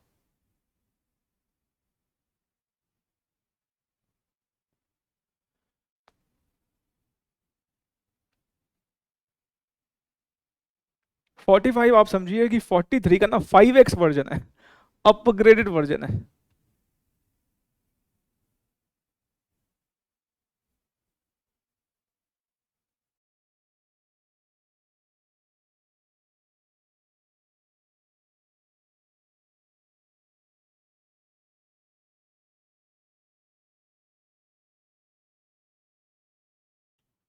चलिए अगले क्वेश्चन की तरफ बढ़ते हैं, क्वेश्चन नंबर 45। देखो क्वेश्चन नंबर 45 में ना हमको क्या दिया हुआ है, general reserve and PNL, general reserve and PNL to equity share holder funds. मतलब हमें ऊपर जो क्वेश्चन किया था हमने 43, वहां पर जनरल रिजर्व और पीएनएल का सम टोटल दिया हुआ था। यहां पर जनरल रिजर्व और पीएनएल के सम टोटल निकालने के लिए ना हमें रिलेवेंट इंफॉर्मेशन दी है। क्योंकि हमको यहां पर इक्विटी शेयर होल्डर फंड्स दे रखा है, तो हम यहां पे इक्विटी शेयर होल्डर पुट करके जनरल रिजर्व और पीएनएल का सम टोटल निकाल सकते हैं। ठीक है ना। चलिए आगे बोलता है net profit to equity capital, और हमसे यहां पर जनरल रिजर्व निकालने के लिए बोला है। जरा देखते हैं क्वेश्चन 45 को कैसे करेंगे। क्वेश्चन नंबर 45 में सबसे पहले तो हम जो रेशियो हमको पता है, कौन सी वाली, जनरल रिजर्व प्लस पीएनएल, उसने बोला ना general reserve and PNL to equity share holder funds, to equity share holder fund कितना परसेंट है, 20% है। To equity share holder fund कितना परसेंट है, 20% है। तो general reserve plus PNL upon equity share holder fund हमें कितने दे रखे हैं, 13,30,000 के दे रखे हैं। इक्विटी शेयर होल्डर फंड हमें 13,30,000 के दे रखे हैं। तो अब हम इसकी मदद से जनरल रिजर्व और पीएनएल का सम टोटल कंप्यूट कर सकते हैं। ये लो जी, कंप्यूट हो गया हमारा, और कितना आया, 2,66,000 आएगा। एक बार कैलकुलेट करके बताओ जरा कितना आ रहा है, इन दोनों को मल्टीप्लाई करो, 2,66,000 आ रहा है। ठीक है ना। अच्छा आप ये बात जानते हो, अच्छे से जानते हो कि जनरल रिजर्व और पीएनएल मतलब reserves and surplus. Share holder fund में जो रिजर्व्स एंड सरप्लस होता है, हम बोल सकते हैं कि हमने रिजर्व्स एंड सरप्लस निकाल लिया है। ये रिजर्व्स एंड सरप्लस ही तो है, नहीं। अच्छा अब देखते हैं और हम क्या यूज कर सकते हैं इस क्वेश्चन में।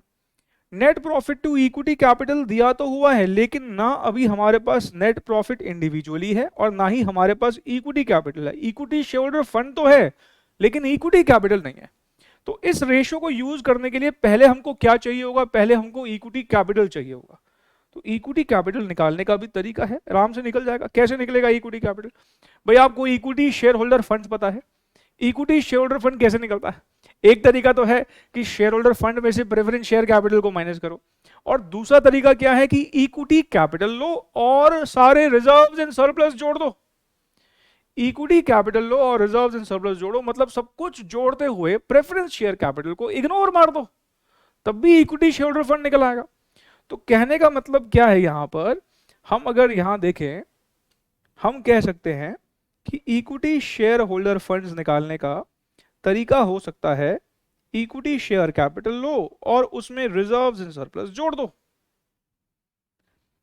और रिजर्व्स एंड सरप्लस का मतलब होता है, इस क्वेश्चन में देखें जिस हिसाब से इंफॉर्मेशन है, general reserve and PNL.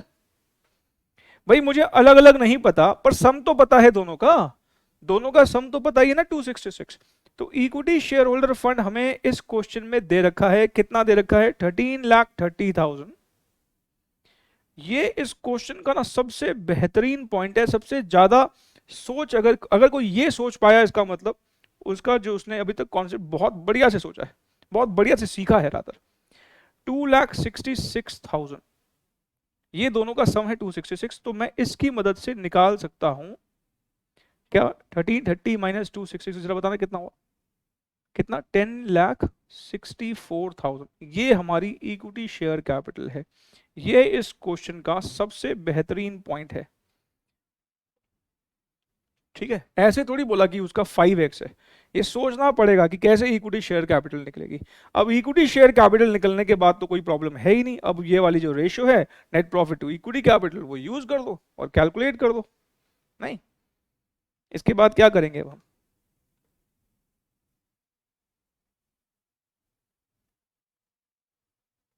Net profit to equity capital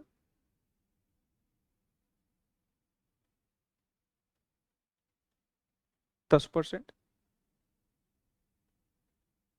तो नेट प्रॉफिट हमारा निकल जाएगा अब।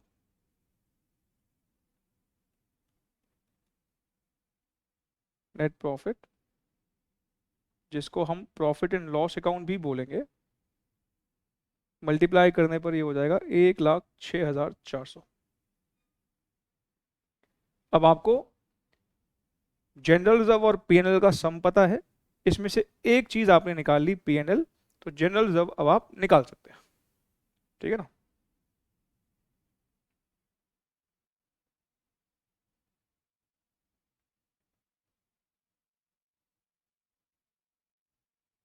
प्लस 1,06,400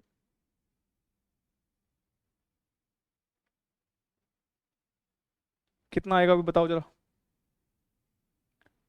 माइनस करने पर आ रहा है 1,59,600। ठीक है, 1,59,600, yes, B is the answer.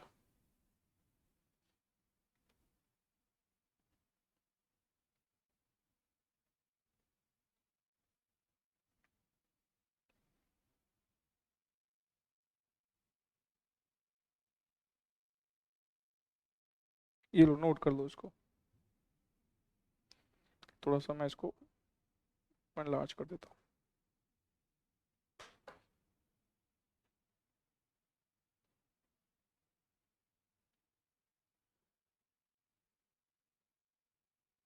Question number 45।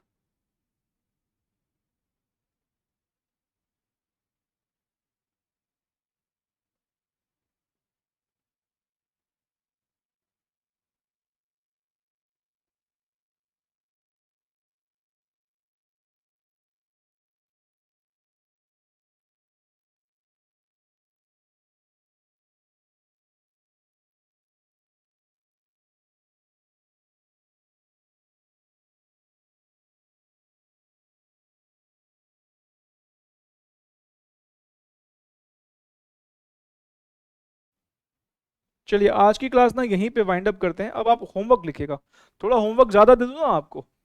पीछे आप देखोगे ना आपके बुक में प्रैक्टिस क्वेश्चंस दे रखे होंगे, हालांकि उसमें कई सारे शायद क्वेश्चंस आपसे हो जाएंगे, लेकिन कुछ मैं आपको लिखवा रहा हूँ, ये तो करके आना अगली क्लास में। आपको बड़ा खुशी का आभास होगा कि सर ये हमसे आराम से हो रहे हैं। एग्जाम क्वेश्चन है ना, जब एग्जाम क्वेश्चन खुद से हो तो बड़ा अच्छा लगता है। तो ये क्वेश्चन आप ट्राई करके आइएगा सारे के सारे।